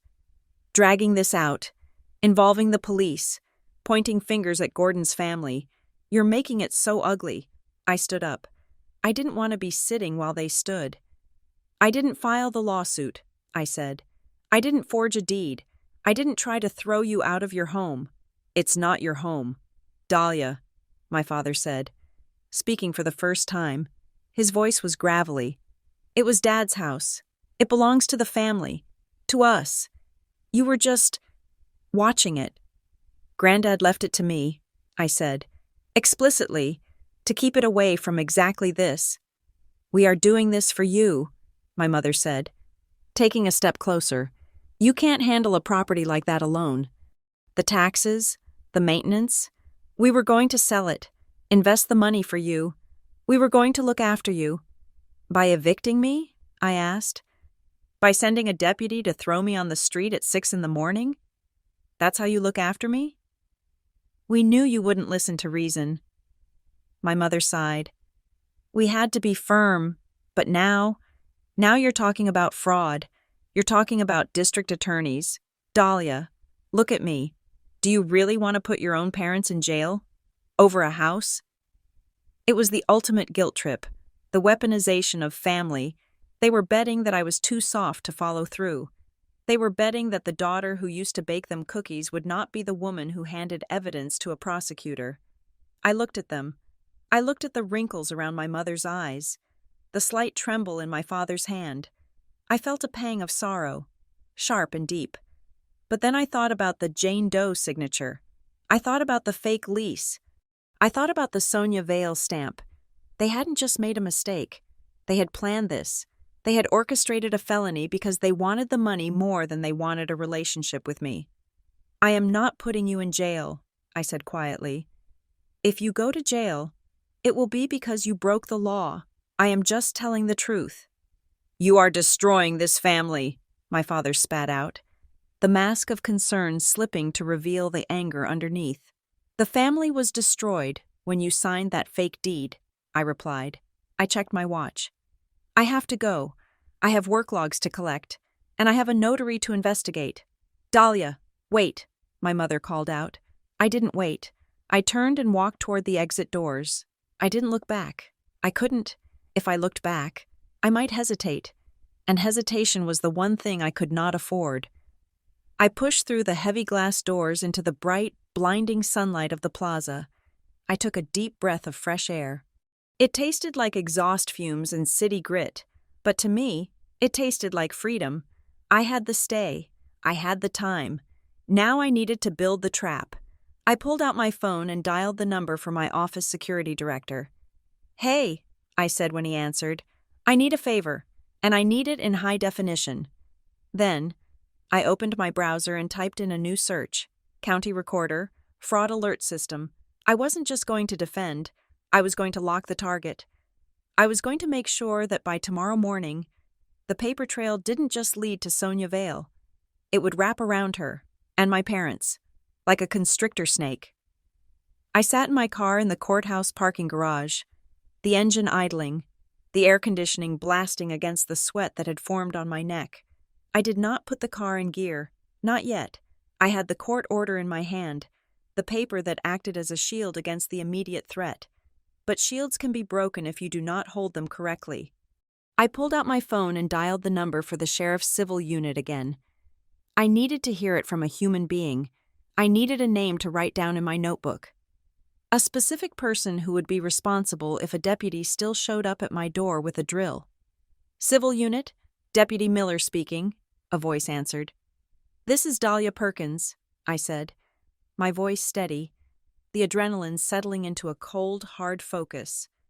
I was in court this morning regarding case 26CIV 00482. Judge Kessler issued a stay of execution. I just filed it at the window downstairs. I want to confirm that your system has been updated and the field deputies have been recalled. I heard the clicking of a keyboard. Perkins? Yes, I see the flag. The lockout is canceled. Deputy Briggs has been notified to stand down. Thank you. Deputy Miller, I said. I am writing down your name and the time of this confirmation as 10:45 in the morning. That is fine, ma'am, he said, sounding indifferent, but indifference was all I wanted. I didn't need sympathy. I needed compliance. I hung up and opened my notebook. I wrote, 10:45 a.m., spoke to Dep. Miller, lockout canceled. I put the car in reverse. I was not going home, not yet. The courthouse had given me a pause button, but the county recorder's office held the ammunition. I drove 6 blocks to the Hall of Records. This was a different kind of building, quieter, smelling of old dust and ozone from heavy-duty copiers. This was where the history of the land was kept, where truth was supposed to be immutable. I walked up to the counter. The clerk was an older woman with reading glasses on a chain and a name tag that read, Mrs. Gable. She looked like she had been guarding these books since the ink was wet. How can I help you? She asked. I need to place a fraud alert on a parcel, I said. And I need to see the intake metadata for a specific document recorded on January 20th. Mrs. Gable looked over her glasses. We don't usually give out intake metadata to the public, just the recorded image. I have an active civil case regarding a forged deed on this property, I said, sliding the court order with the case number across the counter. Judge Kessler is hearing the matter tomorrow morning. I need to know how a deed was recorded without my presence. She looked at the court stamp. The name Judge Kessler carries weight in this town. Mrs. Gable nodded slowly. What is the parcel number? She asked. I gave it to her. She typed it in. The screen reflected in her glasses as she scrolled. Here it is, she said. Quitclaim deed, January 20th. Recorded at 3:14 in the afternoon. Was it mailed in? I asked. Or was it e-recorded? She squinted at the screen, tapping a key to expand the details. No, she said. It was a walk-in. Over-the-counter filing. My pulse quickened. A walk-in. That meant a human being had stood at this counter, or one just like it, and handed the forged paper to a clerk. It wasn't a faceless electronic transmission. Who brought it in? I asked. The system just logs it as presenter, she said. But let me look at the scan of the document itself. Sometimes the intake clerk makes a note if there is an issue. She turned the monitor slightly so I could see. The image of the quitclaim deed appeared. It was high resolution. Zoom in on the notary block, please, I said. She clicked and zoomed. The purple stamp of Sonia Vale filled the screen. There, I pointed. Look at the commission expiration date. Mrs. Gable leaned in. That is odd. The expiration date was handwritten in the space provided within the stamp, which is common, but the year looked messy. It looked like someone had written a 5, realized it was wrong, and tried to turn it into a 6 with a heavy ballpoint pen.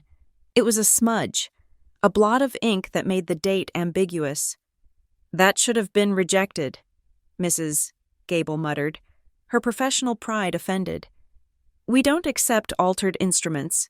If you make a mistake on a notary block, you are supposed to strike it, initial it, or redo the acknowledgement page. You don't just write over it. But it was accepted, I said. It was, she admitted. She checked the intake ID. It was processed at Station 4. That is the bulk window. Sometimes when title companies bring in stacks of 50 deeds, the clerks move too fast. But for a single walk-in, can I get a printout of this image? Zoomed in just like this? I asked.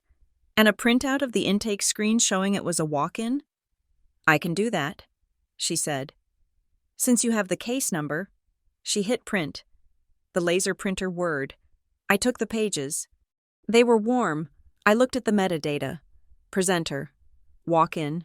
Payment. Cash. Cash. That was smart. A check leaves a trail.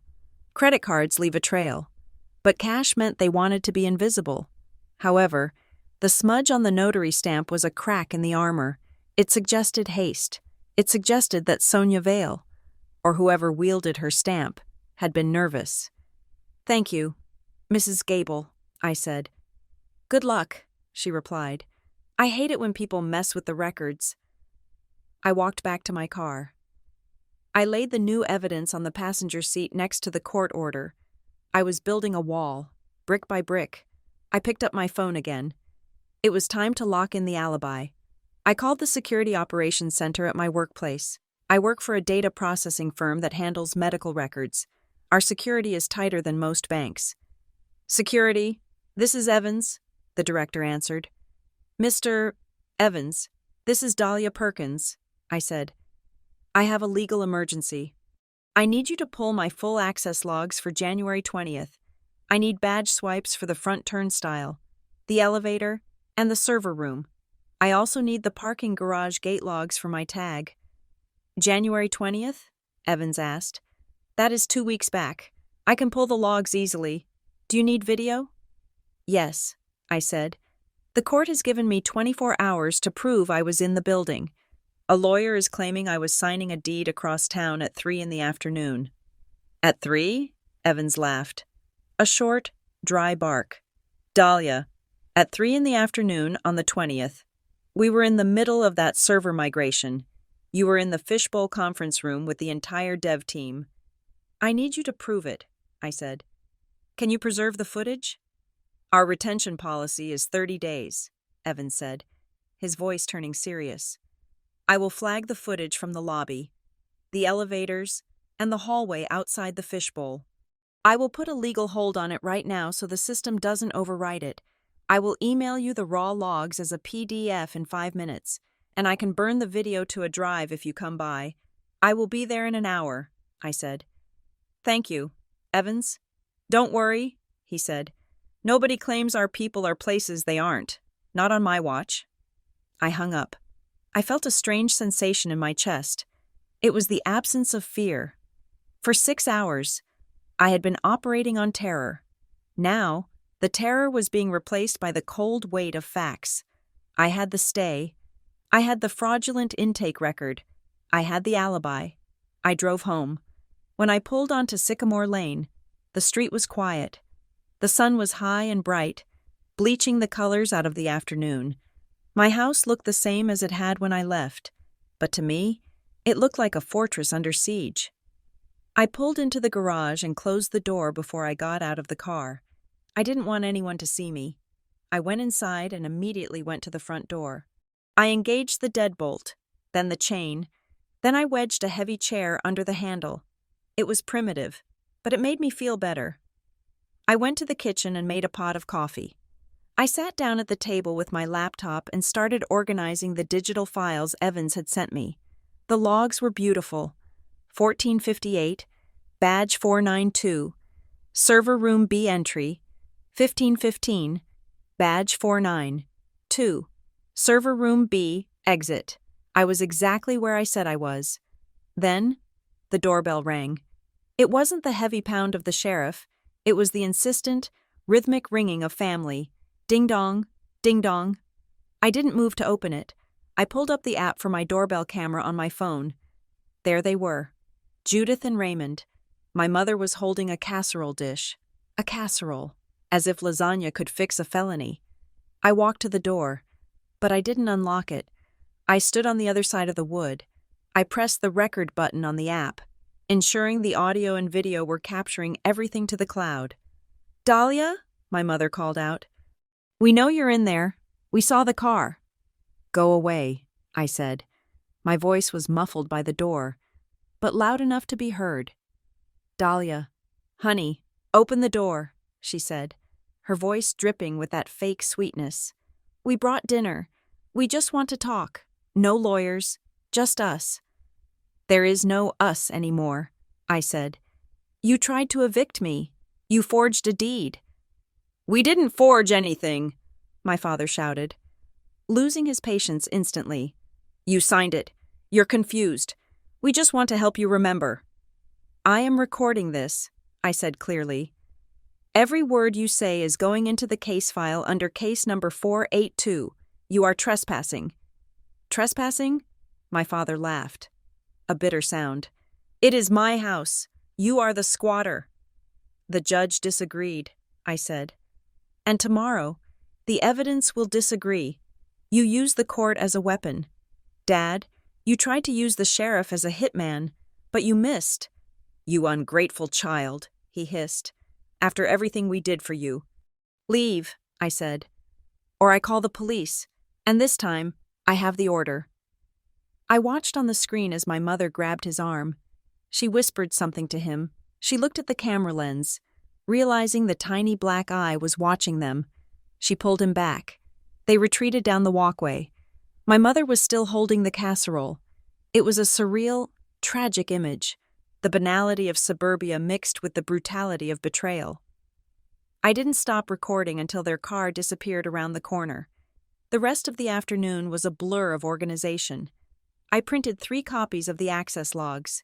I printed the zoomed-in image of the notary stamp. I created a timeline, minute by minute, of January 20th. Night fell. The house creaked in the wind. Sounds that usually comforted me but now made me jump. I turned on every light in the house. I wasn't hiding in the dark. At 8:30 in the evening, my phone buzzed on the table. It was a text message. The number was unknown. No caller ID. Likely a burner phone or a web-based service. I picked it up. The message read, "If you go to court tomorrow, you will lose more than the house. Some mistakes can't be fixed. Drop the motion." My stomach twisted. It was a classic intimidation tactic. Vague, ominous, designed to make the imagination do the work. Lose more than the house. What did that mean? My job? My safety? My life? But as I stared at the glowing screen, I didn't feel the urge to run. I felt the urge to document. I took a screenshot of the message. I took a second screenshot showing the timestamp. Then I opened my email and forwarded the screenshots to myself, to my work email, and to the cloud storage folder I had named Case 482. I replied to the text, not with anger, not with fear. I typed, "This message has been preserved as evidence in Case 26C IV 00482. Any further communication will be added to the harassment complaint." I hit send. I didn't block the number. If they wanted to send more threats, let them. Every text was another brick in the wall I was building around them. Every threat was a confession that they were afraid. I put the phone down and looked at my binder. It was thick now. It was heavy. "Bring it on," I whispered to the empty room. I went to the kitchen and checked the locks one more time.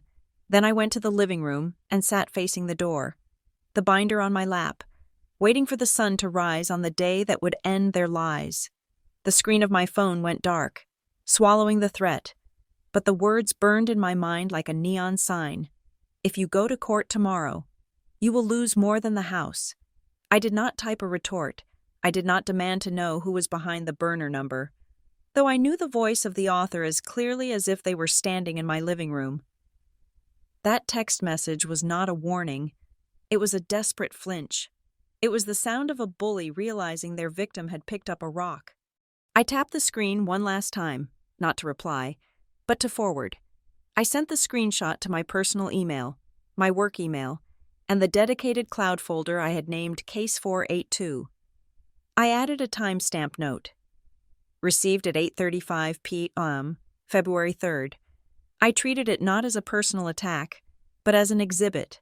Exhibit F, for fear. The house was quiet around me, but it was no longer the silence of a victim hiding in the dark. It was the silence of a command center. I moved the casserole my mother had left on the porch, now cold and attracting ants, directly into the trash bin without opening the lid. I did not want their charity. I wanted their surrender. I returned to the kitchen table, which had become my war room. The surface was covered in paper, but it was chaos. I needed order. If I was going to walk into Department 12 tomorrow and dismantle a conspiracy, I could not be shuffling through loose sheets. I needed a narrative that Judge Kessler could see at a glance. I took a fresh manila folder and a black marker. I began to build the paper safe. Tab 1. The stay order. The shield. The document that proved a judge had already looked at this mess and smelled something rotten. Tab 2. The fraud alert confirmation. I had printed the email from the county recorder that arrived just as I was parking the car. It confirmed that a notice of potentially fraudulent activity had been attached to the parcel number. It meant that even if my parents tried to sell the house tonight, no title company would touch it. Tab 3. The intake metadata. The printout Mrs. Gable had given me. Zooming in on the walk-in status and the cash payment, it showed intent to hide. Tab 4. The deed. My grandfather's deed. The real one. The one with the clean, unhurried signature of a man who loved me, not the shaky, forged scrawl of a Dahlia who didn't exist. Tab 5. The fake lease and the bad proof of service. The lies that started it all. As I punched holes in the documents, my laptop pinged, a new email. The subject line read, Security logs, D. Perkins, January 20th, privileged. It was from Evans, the security director. I opened the attachment. It was a PDF, dense with data, but to me, it was poetry. I scanned the columns. Date, January 20th. User, Perkins, Dahlia, badge ID, 492. I traced the timeline with my finger. 8:28 a.m., turnstile entry, main lobby, 8:31 a.m., elevator bank B, floor 12, 12:14 p.m., door access, server room B. I stopped at that entry. Server room B. That was the fishbowl. It is a secure, climate-controlled environment where we house the physical servers for the medical database. It requires dual authentication to enter, badge plus PIN code, and crucially, it blocks all cellular signals. The log showed I entered at 12:14 and did not exit until 4:20 p.m. I looked at the forged quitclaim deed again. The recording timestamp was 3:14 p.m. The notary stamp claimed the signature was witnessed on that day. Unless I had the power of bilocation, or unless Sonia Vale had broken into a high-security server farm to notarize a property transfer, the deed was a physical impossibility. I printed 3 copies of the logs. I highlighted the server room entry in neon yellow. This was not just an alibi. This was the hammer. Another email arrived. This one from the recorder's office automated system. Confirming the metadata I had requested in person was now officially part of the case file I had referenced. I printed that too. I placed the logs in the folder as tab 6, the final nail. I sat back and looked at the binder. It was thin, maybe half an inch thick, but it contained enough voltage to electrocute a legal career. But paper was not enough. My parents had keys. They had old keys. Keys from when I was younger and trusted them to water the plants. Keys I had never thought to take back because who thinks their parents will stage a coup? I had stopped at a hardware store on the way home, before the text message, before the casserole. I had bought a rekeying kit. It was cheaper than a locksmith and faster than waiting for an appointment. I went to the front door. I took a screwdriver and dismantled the lock. The mechanism was greasy and cold in my hands. I worked methodically, swapping out the pins in the cylinder. I am not a mechanic, but rage focuses the mind. I followed the instructions, my hands steady. I dropped the old pins, the ones that matched my parents' keys, into the trash. I inserted the new pins. I reassembled the lock. I tested the new key. It turned smoothly. Click, click. I did the same for the back door and the garage door. I was locking them out, not just legally, but physically. If they tried to use their old keys tonight, they would find that the house they claimed to own no longer recognized them. I went back to the app on my phone and adjusted the sensitivity of the doorbell camera to high. I set it to record all motion, not just ring events. Then, I sat down on the floor of the living room, the binder on my lap, and I let myself think about the next day, until this moment. I had been operating on the theory that my parents were desperate, greedy, and morally bankrupt. I thought they had forged the lease themselves and maybe tricked a notary, or found a sloppy one, but the name Sonia Vale changed everything. Sonia Vale was Gordon Vale's sister. Gordon Vale was an officer of the court. If Sonia Vale had stamped that deed, she had to record it in her notary journal. That is the law. The journal is a public record. It must list the date, the time, the type of document, and most importantly, the form of identification presented by the signer. If she had a journal entry for me on January 20th, she would have had to write down a driver's license number. If she wrote down my real license number, she had accessed my personal data illegally because I wasn't there to give it to her. If she wrote down a fake number, she was complicit in fraud. And if she had no entry, then the deed was a naked forgery, and she had lent her stamp to a crime. This wasn't just a family dispute anymore. This was a conspiracy. My parents, their lawyer, and the notary. They had built a machine to strip me of my assets, assuming I would be too weak, too poor, or too emotional to stop it. They thought I would crumble at the sight of a sheriff. They thought I would sign whatever settlement Gordon Vale pushed across the table just to make the pain stop. They didn't know I kept receipts. I looked at the clock. It was 11:15 at night. My heart was beating a frantic rhythm against my ribs, a physical manifestation of the stress cortisol flooding my system. My hands wanted to shake. My brain wanted to run through 1,000 what-if scenarios. What if the judge doesn't care? What if Gordon Vale has a loophole? What if they hurt me? I closed the binder. I forced myself to stand up. No, I said aloud to the empty room. No what-ifs. Only what is. I needed sleep. I could not walk into court with eyes red from insomnia. I needed to be sharp. I needed to be colder than they were. I went to my bedroom. I placed the binder on the nightstand, next to a glass of water, like a weapon I might need to reach for in the dark. I checked the window locks. I checked the feed from the front door camera one last time. The street was empty. I lay down. I didn't think I would sleep, but exhaustion is a powerful anesthetic. I drifted off visualizing the timeline. 8:28, entry, 3:14, deed. 12:14, server room. The numbers were my lullaby. I woke at 6 o'clock sharp. No alarm needed. The morning sun was gray and unforgiving. I showered, scrubbing the sweat of the nightmare off my skin. I dressed slowly. I chose a charcoal gray suit this time, with a crisp white shirt. No jewelry, no softness. I pulled my hair back so tight it pulled at my temples. I put on my glasses. I drank 1 cup of black coffee. Standing up in the kitchen, watching the street, no sign of them. I picked up the binder. It felt light in my hand, but I knew the density of what was inside. It was heavy with consequences.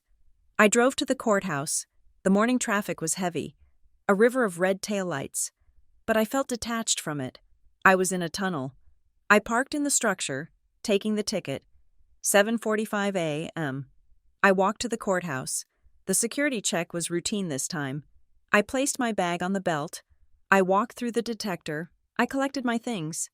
I walked up the stairs to the 4th floor. The hallway outside Department 12 was already filling up, but it was quieter than the clerk's window had been.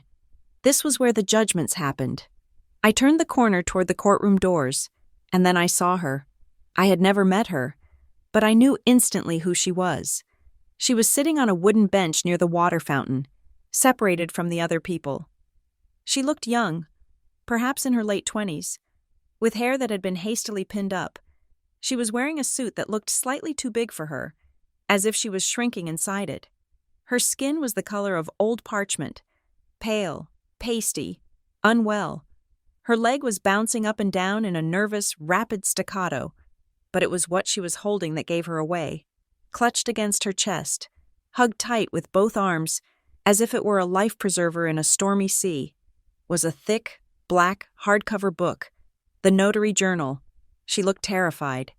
She looked like someone who had been told that this would be a simple favor for her brother, just a quick stamp to help a client, and had woken up to find herself standing on the edge of a cliff. She looked up as I approached, Her eyes met mine. I didn't stop. I didn't glare. I just looked at the book in her arms, and then I looked at her face. I saw the recognition in her eyes. She knew who I was.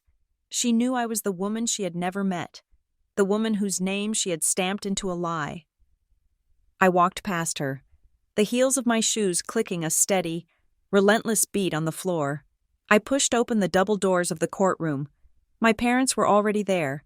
Sitting in the front row, Gordon Vale was there, arranging his papers, but the real story was out in the hall. Holding a black book and shaking, I walked to the defendant's table and set my binder down. Thud. The sound made Gordon Vale look up. He saw me. He looked past me to the door, waiting for his sister. He looked worried. I sat down. I folded my hands. I waited. The trap was set. The bait was taken. And now, the jaws were about to snap shut. "All rise," the bailiff bellowed, his voice bouncing off the high, wood-paneled walls of Department 12. The sound was different today. Yesterday, it had been a routine call to order. Today, it sounded like the bell at the start of a boxing match where only one fighter knows the other has a horseshoe in his glove. Judge Marianne Kessler swept into the room. If she had looked annoyed yesterday, today she looked surgical. Her robe seemed blacker, her posture straighter. She didn't carry a stack of files this time. She carried a single, thin folder, the stay order she had signed 24 hours ago, and a look of absolute, terrifying focus. She took the bench, adjusted her microphone, and let the silence stretch out for 5 long seconds. She didn't look at the docket list. She didn't look at the clerk. She looked directly at the plaintiff's table. "Case number 26-CIV-00482, she said. Her voice wasn't loud, but it had a razor edge that cut through the ambient noise of the room. "Perkins versus Perkins. We are here on an order to show cause regarding the validity of a recorded instrument." She paused. "I ordered the presence of the notary public. Sonia Vale. Is she present?" Gordon Vale stood up. He looked tired. The slick, confident veneer of the high-priced shark was showing cracks. His tie was perfectly knotted, but he kept touching it, adjusting it, as if it were slowly choking him. "Yes, Your Honor," Gordon said. "Ms. Vale is present. However, I would like to state for the record that we believe this inquiry is outside the scope of an unlawful detainer hearing. The deed is recorded. The presumption of valid—" "Mr. Vale," Judge Kessler interrupted. She didn't shout. She didn't raise her voice.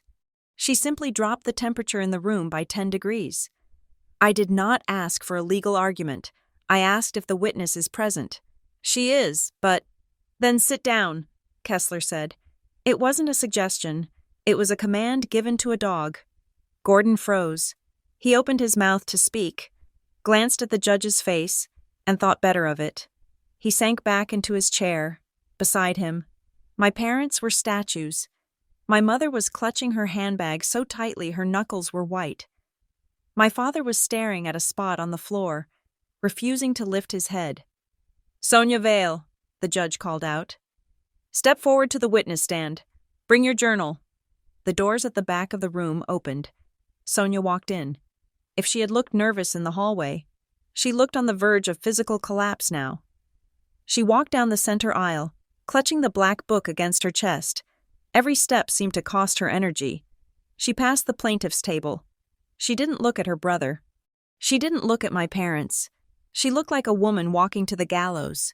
She took the stand to the left of the judge. The bailiff swore her in. She raised a trembling hand. "I do," she whispered. "State your name for the record." The judge said. "Sonia Vale," she said. Her voice was thin, reedy. "Ms. Vale, you are a licensed notary public in this state?" "Yes, Your Honor." "And you notarized a quitclaim deed regarding the property at 420 Sycamore Lane on January 20th of this year?" Sonia hesitated. She licked her lips. Yes, I did." "Hand me your journal," Judge Kessler said. She held out her hand. Sonia clutched the book tighter for a fraction of a second, a reflex of self-preservation, before surrendering it to the bailiff. who walked it up to the bench. Judge Kessler opened the book. It was a standard notary journal, the kind with horizontal lines for each entry. She put on her reading glasses. She began to flip the pages. Flip, flip. The sound was rhythmic, marking time. January 20th, the judge murmured. She ran her finger down the page. Here we are. She stopped. She read the line silently. Then she looked up, over the rim of her glasses, directly at me. Ms. Perkins, the judge said. Please stand. I stood up at the defendant's table. My legs felt solid. I was grounded by the truth. Ms. Perkins, the judge asked. Do you have your driver's license with you? I do, Your Honor. Please recite the last 3 digits of your driver's license number. I didn't need to look. I knew my own ID. 894, I said clearly. Judge Kessler looked back down at the book. She traced the line with her finger. That is interesting, the judge said, her voice dry. Because the journal entry for January 20th, listing Dahlia Perkins as the signer, records an identification number ending in 221. A ripple of sound went through the courtroom, the shifting of bodies, the intake of breath. And the judge continued, it lists the document type not as a driver's license, but as a United States passport. She looked at me again. Ms. Perkins, do you have a valid U.S. passport? No, Your Honor, I said. My passport expired 4 years ago. I never renewed it. I haven't traveled internationally since 2022. Judge Kessler looked at Sonia Vale. Ms. Vale, you recorded a passport number. Ms. Perkins does not have a valid passport, and the number you wrote down does not match her expired one, which I assume Ms. Perkins can prove? I can, I said. I have the expired booklet at home. It must be a clerical error, Sonia stammered. Her face was gray. I write down a lot of numbers. I might have transcribed it wrong. Sometimes people bring different IDs. You transcribed a 12-digit number wrong? Kessler asked. And you confused a blue passport booklet with a laminated plastic card? Those are not similar objects. Ms. Vale? Sonia said nothing. She picked at a loose thread on her sleeve. Let's look at the time, Judge Kessler said. She looked back at the journal. You are required by law to record the time of the notarial act. What time is written here? Sonia swallowed hard. I don't remember exactly. You wrote it, Kessler said. Read it. The bailiff handed the book back to Sonia. She opened it to the bookmarked page. Her hands were shaking so bad the pages rattled. 12:10, she whispered. 12:10 p.m. 12:10 in the afternoon, Judge Kessler repeated. She turned to me. Ms. Perkins, where were you at 12:10 in the afternoon on January 20th? I picked up the folder I had prepared the night before. Tab 6. Your Honor, I said. At 12:10 p.m. on January 20th, I was inside a secure server facility at my workplace. I have here the certified access logs from my company's security director. I walked to the bailiff and handed him the document. He passed it to the judge. These logs, I continued, show that I badged into the main lobby at 8:28 I badged into the secure server room, which is a Faraday cage blocking all cellular signals and has only one biometric exit, at 12:14 p.m. But prior to that, from 12 o'clock to 12:14, I was in the pre-check vestibule, which is under continuous video surveillance. Judge Kessler looked at the logs. She looked at the neon yellow highlighter I had used. So, the judge said, looking at Sonia, at 12:10, when you claim to have been shaking Miss Perkins' hand and stamping this deed, Ms. Perkins was actually standing in a security vestibule 10 miles away, surrounded by cameras. Sonia's voice cracked. Maybe I wrote the time wrong. It might have been later. It might have been 2:10 or 4:10. I get busy. I might have filled the log out later. You filled it out later? Judge Kessler asked. Is that your testimony? That you violated state law by not recording the act at the time it occurred? No, I mean, Sonia looked frantically at her brother. Gordon was staring straight ahead. His jaw clenched so tight, I thought his teeth might shatter. He couldn't help her. If he spoke, he was testifying. "Let's assume you made a mistake on the time," Judge Kessler said, though her tone suggested she assumed no such thing. "Let's assume you made a mistake on the ID type. Let's assume you made a mistake on the ID number." She took off her glasses and leaned over the bench. The distance between her and the witness stand seemed to vanish. "Ms. Vale, look at me." Sonia looked up. Her eyes were wet. "The most fundamental duty of a notary," Judge Kessler said, her voice dropping to a whisper that was louder than a scream, "is to witness the signature, to look the person in the eye, verify their face against their ID, and watch them put pen to paper." The room was absolutely silent. The air conditioning hummed. A fly buzzed against the window. "Did you," Judge Kessler asked, spacing out the words, "witness Dahlia Perkins sign that deed in your presence on January 20th? Sonia opened her mouth. She closed it. She looked to her left.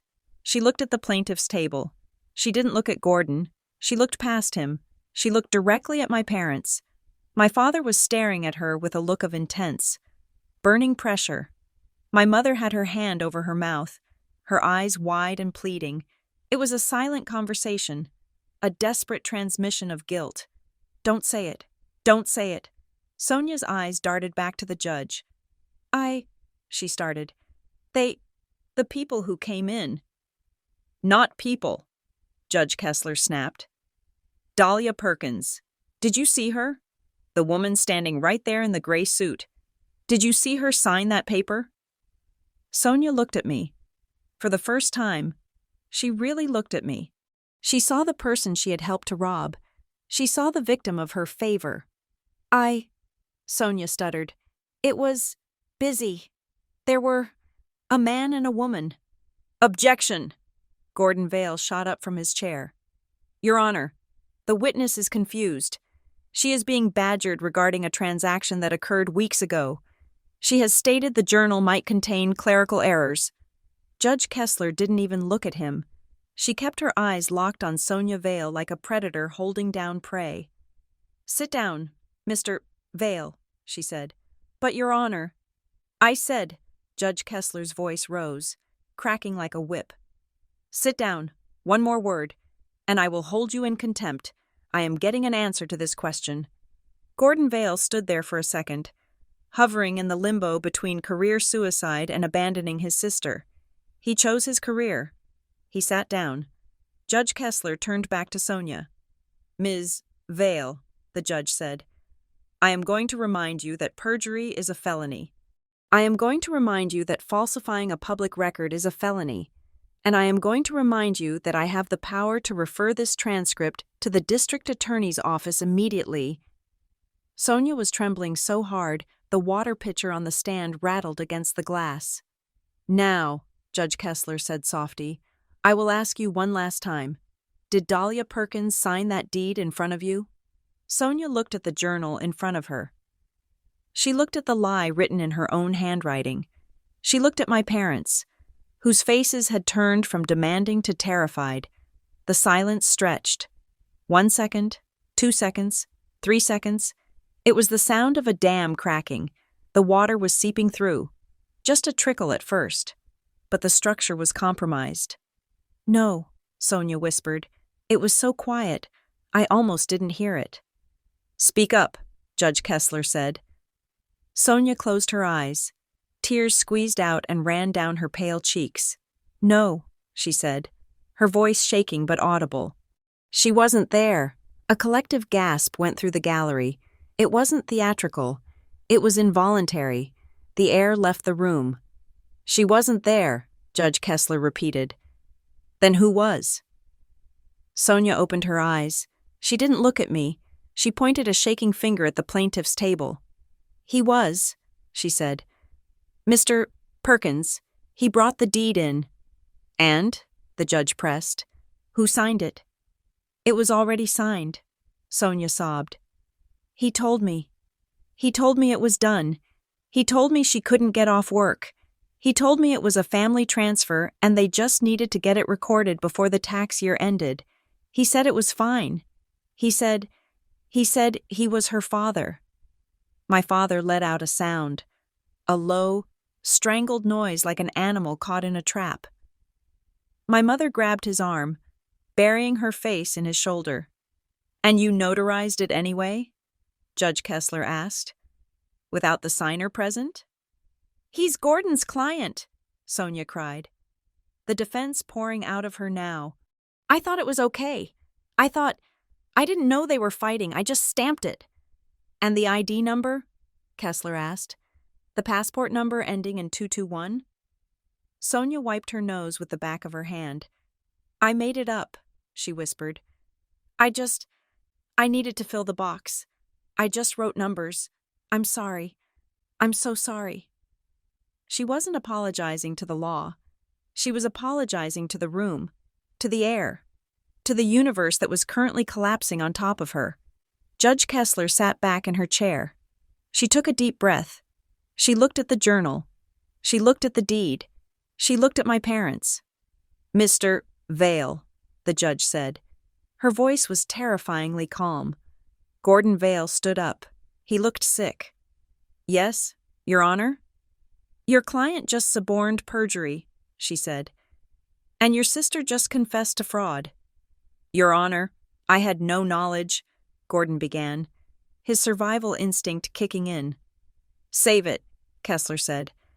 "We are done with the evidentiary portion." She looked at me. "Ms. Perkins," she said, "you can sit down. You have proven your point." I sat down.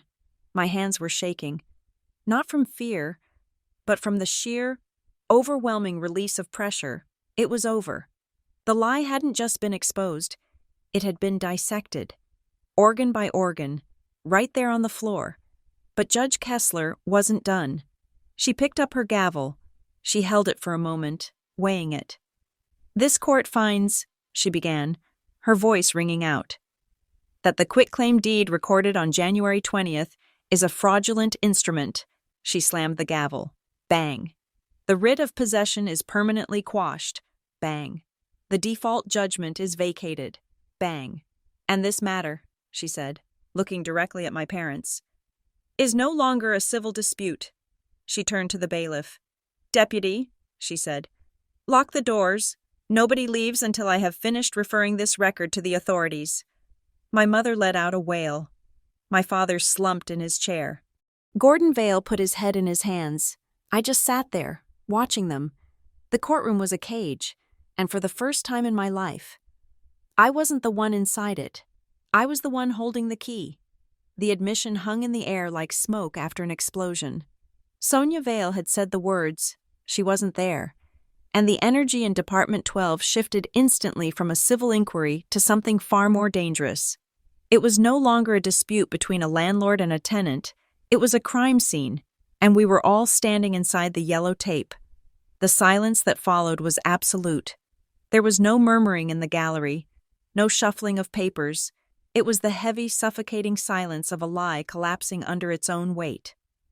I sat at the defendant's table, my hands clasped in front of me, watching the dominoes fall.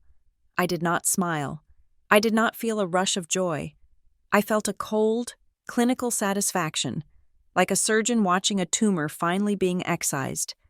Judge Kessler did not break the silence immediately. She let it sit. She let it soak into the wood of the benches and the fabric of my parents' Sunday best clothes. She stared at Sonia Vale, who was now weeping softly into her hands, and then she shifted her gaze to the plaintiff's table. "So," Judge Kessler said, her voice dropping to a register that vibrated against the walls, "Dahlia Perkins was not there. You did not witness a signature. You fabricated the identification details. I, Sonia stammered, unable to form a complete sentence. "Answer the next question very carefully, Ms. Vale," the judge ordered. "If Dahlia Perkins did not hand you that deed, who did?" Sonia looked trapped. She looked at her brother, Gordon, but he was staring fixedly at the water pitcher on his table, distancing himself from the wreckage. She looked at my parents. My father's face was a mask of red, blotchy panic. My mother was gripping his arm so hard, her fingernails must have been drawing blood. It was Mr. Perkins, Sonia whispered. I cannot hear you, Judge Kessler said. It was Raymond Perkins, Sonia said, her voice rising into a jagged sob. He came to my office. He brought the deed. He said everything was agreed upon. He said Dahlia was stuck at work and couldn't get away. But they needed to record it that day for tax purposes. He asked me to do it as a favor. A favor, the judge repeated, the word dripping with disdain. And you just stamped a property transfer worth hundreds of thousands of dollars because someone asked for a favor? He's a client, Sonia cried. Gordon has represented them for years. I trust him. I trusted him. My father let out a groan. It was a low, guttural sound. The sound of a man realizing that his shield, his age, his reputation, his father-knows-best authority, had just evaporated. I stood up. I moved slowly, deliberately. I did not want to interrupt the destruction, but I had one more weight to place on the scale. Your Honor, I said, may I approach the bench with one final piece of evidence regarding the credibility of this document? Judge Kessler looked at me. Come forward. I walked to the bench. I did not look at my parents. I placed the zoomed-in image of the notary stamp that I had obtained from the county recorder's office on the ledge. Next to it, I placed the intake metadata sheet. This is an enlargement of the notary block on the recorded deed, I said, pointing to the expiration date. And this is the intake log from the recorder's office. Judge Kessler put her glasses back on. She leaned in. The commission expiration year, I said. It has been altered. It looks like a 5 was written over to look like a 6. A valid stamp does not need manual correction, and the intake log shows this was a walk-in filing, paid for in cash. I turned to look at Sonia Vale. You didn't just stamp it, Ms. Vale. You realized your stamp was expired or about to expire, or you made a mistake because you were nervous, and you tried to fix it with a ballpoint pen, and then you, or my father, paid cash to keep the paper trail off the bank statements. Sonia buried her face in her hands. She didn't deny it. The silence from the witness stand was a confession in itself. Judge Kessler sat back.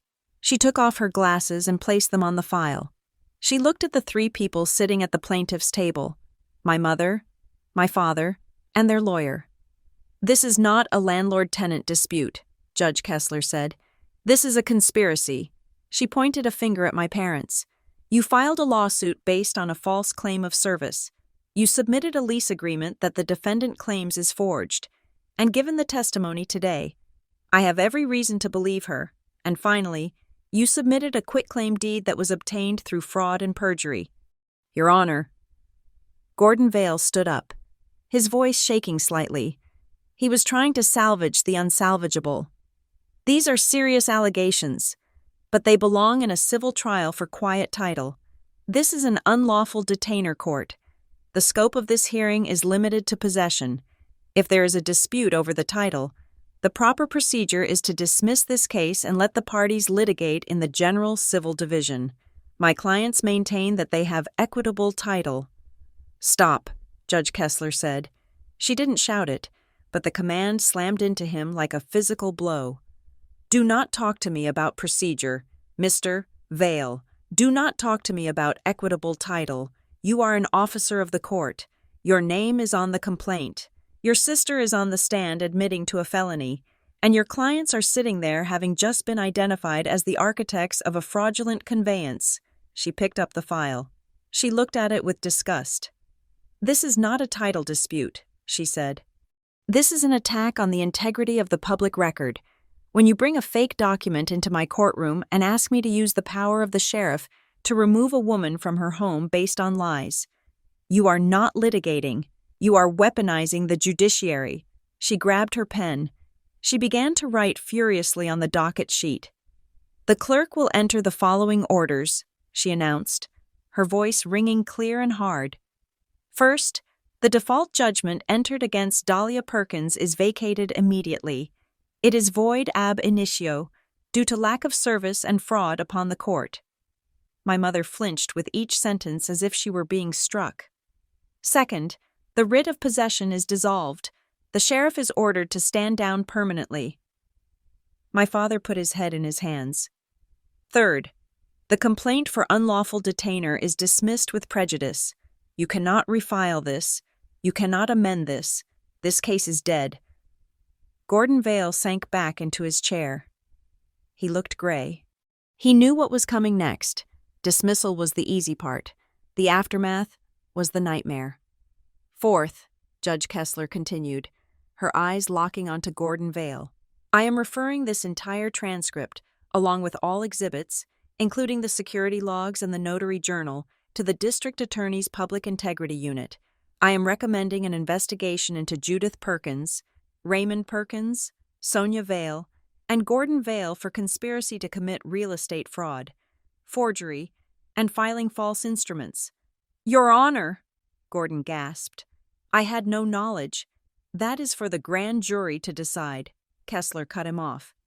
And fifth, I am sending a separate referral to the Secretary of State's Notary Division regarding Sonia Vale, with a recommendation for the immediate revocation of her commission and an investigation into her journal practices. Sonia let out a wail, a high, thin sound of absolute despair. The courtroom felt like it was shrinking, the walls closing in on the 4 people who had tried to steal my life. I stood in the center of it, the eye of the storm, untouched. I looked at my parents. They weren't looking at me. They were looking at each other with a dawning horror, realizing that the family matter they thought they could control had just become a state prosecution. But the judge wasn't finished. She turned to her bailiff, a large man named Deputy Miller, the same name as the man I had spoken to on the phone. A strange coincidence that felt like fate. He was holding a piece of paper that had been printed by the court clerk during the testimony. Deputy, the judge said, please read the note the clerk just handed you into the record. The deputy cleared his throat. He looked at the paper, then at the gallery. Your Honor, he read, his voice deep and bored. A search of the county recorder's index under the notary commission number for Sonia Vale shows 2 additional documents recorded in the last 6 months, listing Judith and Raymond Perkins as grantees. The room went deadly still again. This was the twist that nobody saw coming, not even me. Go on, Judge Kessler said, her eyes narrowing. One is a quitclaim deed for a vacant lot on Elm Street, transferred from a Margaret O'Connell to Judith and Raymond Perkins on August 15th. The deputy read, and the other is a power of attorney granted by a Thomas J. Perkins to Raymond Perkins on November 1st. Thomas Perkins, I whispered. That was my uncle, my father's brother. He was in a nursing home with advanced dementia. Judge Kessler looked at Sonia Vale. Did Thomas Perkins sign that power of attorney in front of you, Ms. Vale, or did Raymond Perkins bring that one in too? Sonia didn't answer. She just sobbed, her head shaking back and forth in a rhythm of total defeat. And Margaret O'Connell? The judge asked. She is your neighbor. Isn't she Mr. Perkins? The elderly woman who lives 2 doors down? My father didn't answer. He couldn't. He was shaking. It seems, Judge Kessler said, her voice cold as ice, that this was not a one-time error of judgment. This was a business model. You have been systematically stripping assets from vulnerable family members and neighbors using a compromised notary. She looked at the bailiff. Deputy, do not let the plaintiffs or their counsel leave this building until the investigators from the DA's office arrive. I have them on the line in chambers. Understood. Your Honor, the deputy said, moving to stand in front of the swinging gate, blocking the exit. The dominoes hadn't just fallen. They had smashed through the floor and revealed the rot in the foundation. My parents weren't just greedy. They were predators. And I had just accidentally exposed a spree of crimes that went far beyond my own front door. I looked at my binder. It sat on the table. A thin stack of papers that had stopped a tank. I picked it up. My mother looked up at me then. Her face was streaked with mascara, her eyes wild with fear. She mouthed one word to me, please. I looked at her, I thought about the knock at 6 in the morning. I thought about the fake service. I thought about the text message threatening me the night before. Some mistakes can't be fixed. I didn't mouth anything back. I just turned my back on her and faced the judge. "Thank you, Your Honor," I said. "Ms. Perkins," Judge Kessler said, her expression softening just a fraction. "You can go. The sheriff has been notified. Your home is yours." I walked toward the door. The deputy stepped aside to let me pass, but he didn't move for the others. As I pushed open the heavy wooden doors, I heard my father's voice, rising in a panic, trying to explain, trying to blame someone, anyone. I walked out into the hallway. The air was cool. I walked to the window and looked out at the city. It was just past 10 in the morning. The sun was shining. I had walked in here a victim. I was walking out a survivor. But as the weight of what I had just heard settled on me, my uncle, the neighbor, I realized I wasn't just a survivor, I was a witness, and the trial hadn't even started yet. The bailiff opened the door, and I walked out of the courtroom, leaving the chaos of my family behind me. I did not stop to listen to my father's frantic whispers to his lawyer or my mother's sobbing. I had a checklist, and until every box was ticked, the victory was just smoke. I went straight to the clerk's window on the first floor. This time, I did not have to beg for an emergency filing. I handed the clerk the signed orders from Judge Kessler. "I need certified copies," I said. 3 of each: the order vacating the judgment, the order quashing the writ, and the dismissal with prejudice. The clerk took the papers. She looked at the judge's signature, then at me. There was a newfound respect in her eyes. In the courthouse ecosystem, a pro se defendant who walks in with nothing and walks out with a dismissal and a criminal referral is a rare apex predator. "It will be $40 per copy," she said. "Fine," I replied. I watched her work. She took the heavy, embossed seal, the one that raises the paper fibers to create a texture you can feel with your thumb, and she pressed it down on each document. Clunk, clunk, clunk. Each sound was a hammer blow driving a nail into the coffin of their conspiracy. When she handed them to me, the red certified stamps looked like medals of honor. These weren't just papers anymore. They were undeniable facts that no story, no tears, and no gaslighting could ever erase. I left the courthouse and drove immediately to the county recorder's office. I wasn't done. A court order in a file is good, but a court order recorded against the land itself is better. I walked up to Mrs. Gable's window. She was still there, peering over her glasses. "You're back," she said. "I am," I said. "I need to record these orders against the parcel number. I want them permanently linked to the chain of title. I want any title company, any bank, or any buyer who looks at this house in the next 50 years to see that the last time someone tried to transfer it fraudulently, a judge shut it down." She took the documents. She scanned them. "I will also keep the fraud alert active," she said. "If anyone tries to file a deed with your name on it, you will get an email before the ink is dry." "Thank you," I said. I paid the recording fees. I watched as the documents were assigned instrument numbers. Now, the public record didn't just show a forged deed. It showed a judicial finding of fraud right on top of it.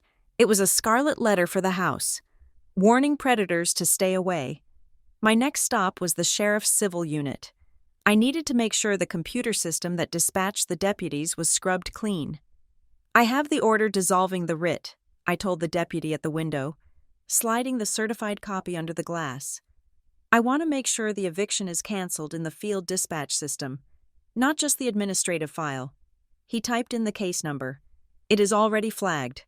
Ma'am, Deputy Briggs has been recalled. The file is marked dismissed/void. Nobody is coming to your house." "Good," I said. "Keep a copy of this for your records." I walked out of the sheriff's station and sat in my car. It was noon, the deadline. If I had done nothing, if I had slept in, if I had panicked, right now Deputy Briggs would be drilling my lock while my parents watched from across the street. Instead, I was sitting in my car with a binder full of victory, and they were likely sitting in an interrogation room explaining why they had forged a neighbor's signature, But there was one loose end: the text message. If you go to court tomorrow, you will lose more than the house. I drove back to the courthouse, but this time I went to the Family Law Division. I filled out the paperwork for a civil harassment restraining order. I attached the screenshot of the text message. I attached the transcript of the hearing where the conspiracy was revealed. I attached the statement from Sonia Vale admitting my father had brought the fraudulent deed. I wasn't doing this to be petty. I was doing it because people who are cornered and facing prison time are dangerous. I needed a legal barrier that said if they came within 100 yards of me or my home, they would be arrested immediately. The temporary order was granted by the afternoon duty judge based on the credible threat of violence and evidenced conspiracy. I drove home. The house was silent. The casserole was gone from the trash can, collected by the sanitation truck. The street was empty. I went inside and locked the door with my new key. I walked through the living room, the kitchen, the hallway. The air felt different, for weeks. Without knowing it, I had been living in a house that was slowly being stolen from under me. Now, the ground felt solid again. I sat down at my computer and opened my email. There was a message from my father. The subject line was simply, "Misunderstanding." I didn't want to read it, but I needed to document it. I opened it. Dahlia. It read, "This has all gone too far. We were only trying to protect the asset for the family trust." The lawyer confused the paperwork. "Sonia made a mistake with the dates. We never meant to hurt you. Please, call the DA and tell them it was a family misunderstanding. We can fix this. Don't let strangers destroy us." I stared at the screen. Even now, facing an investigation, they couldn't admit the truth. The lawyer confused the paperwork. Sonia made a mistake. They were still rewriting the story, trying to make me the villain for bringing in strangers, meaning the law. I didn't reply. I hit print to PDF. I saved the email into the Case 482 folder.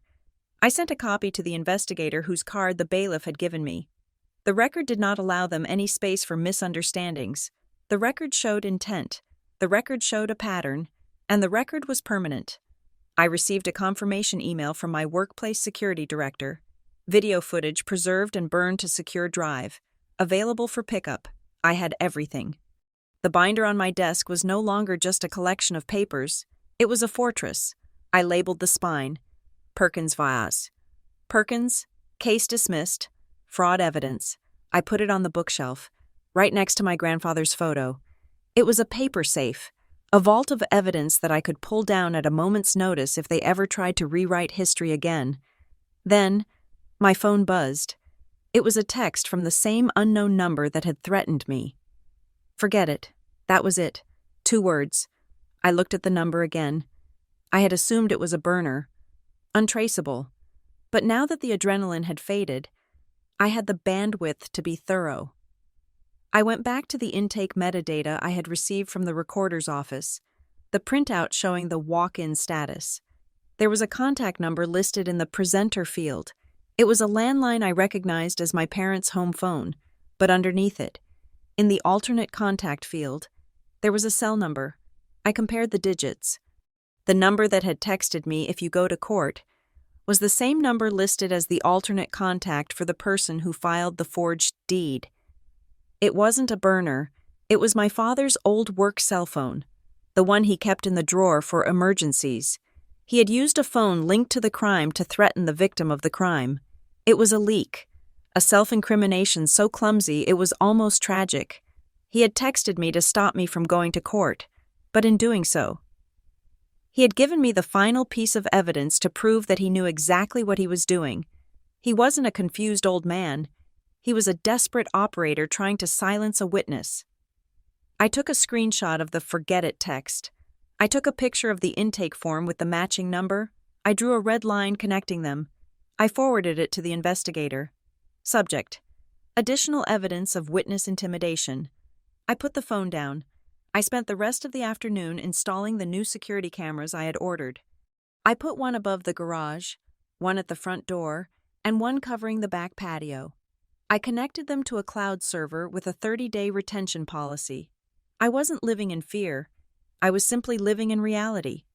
The reality was that the people who were supposed to protect me had tried to consume me, and the only way to survive was to ensure that the eyes of the system were always open. As the sun began to set, casting long orange shadows across the living room floor, I stood by the window looking out. I didn't feel happy. You don't feel happy when you find out your family is a lie. But I felt a profound, quiet peace. It was the peace of someone who had refused to be gaslit. They tried to tell me I was a tenant. I proved I was the owner. They tried to tell me I signed a deed. I proved I was 10 miles away. They tried to tell me I was crazy. I proved they were criminals. I had forced the world to speak my language, the language of timestamps, logs, and certified seals. And in that language, I was invincible. I watched a car drive slowly down the street. It wasn't my parents. They wouldn't be coming back. The restraining order and the pending indictment had built a wall higher than any gate I could install. I turned away from the window and looked at my house, my grandfather's house. It was quiet. It was safe. And for the first time in a long time, it was truly mine. Thank you so much for listening to my story. I know it was intense, and I know a lot of you might be dealing with your own family drama. Maybe not this extreme, but the feeling of betrayal is the same.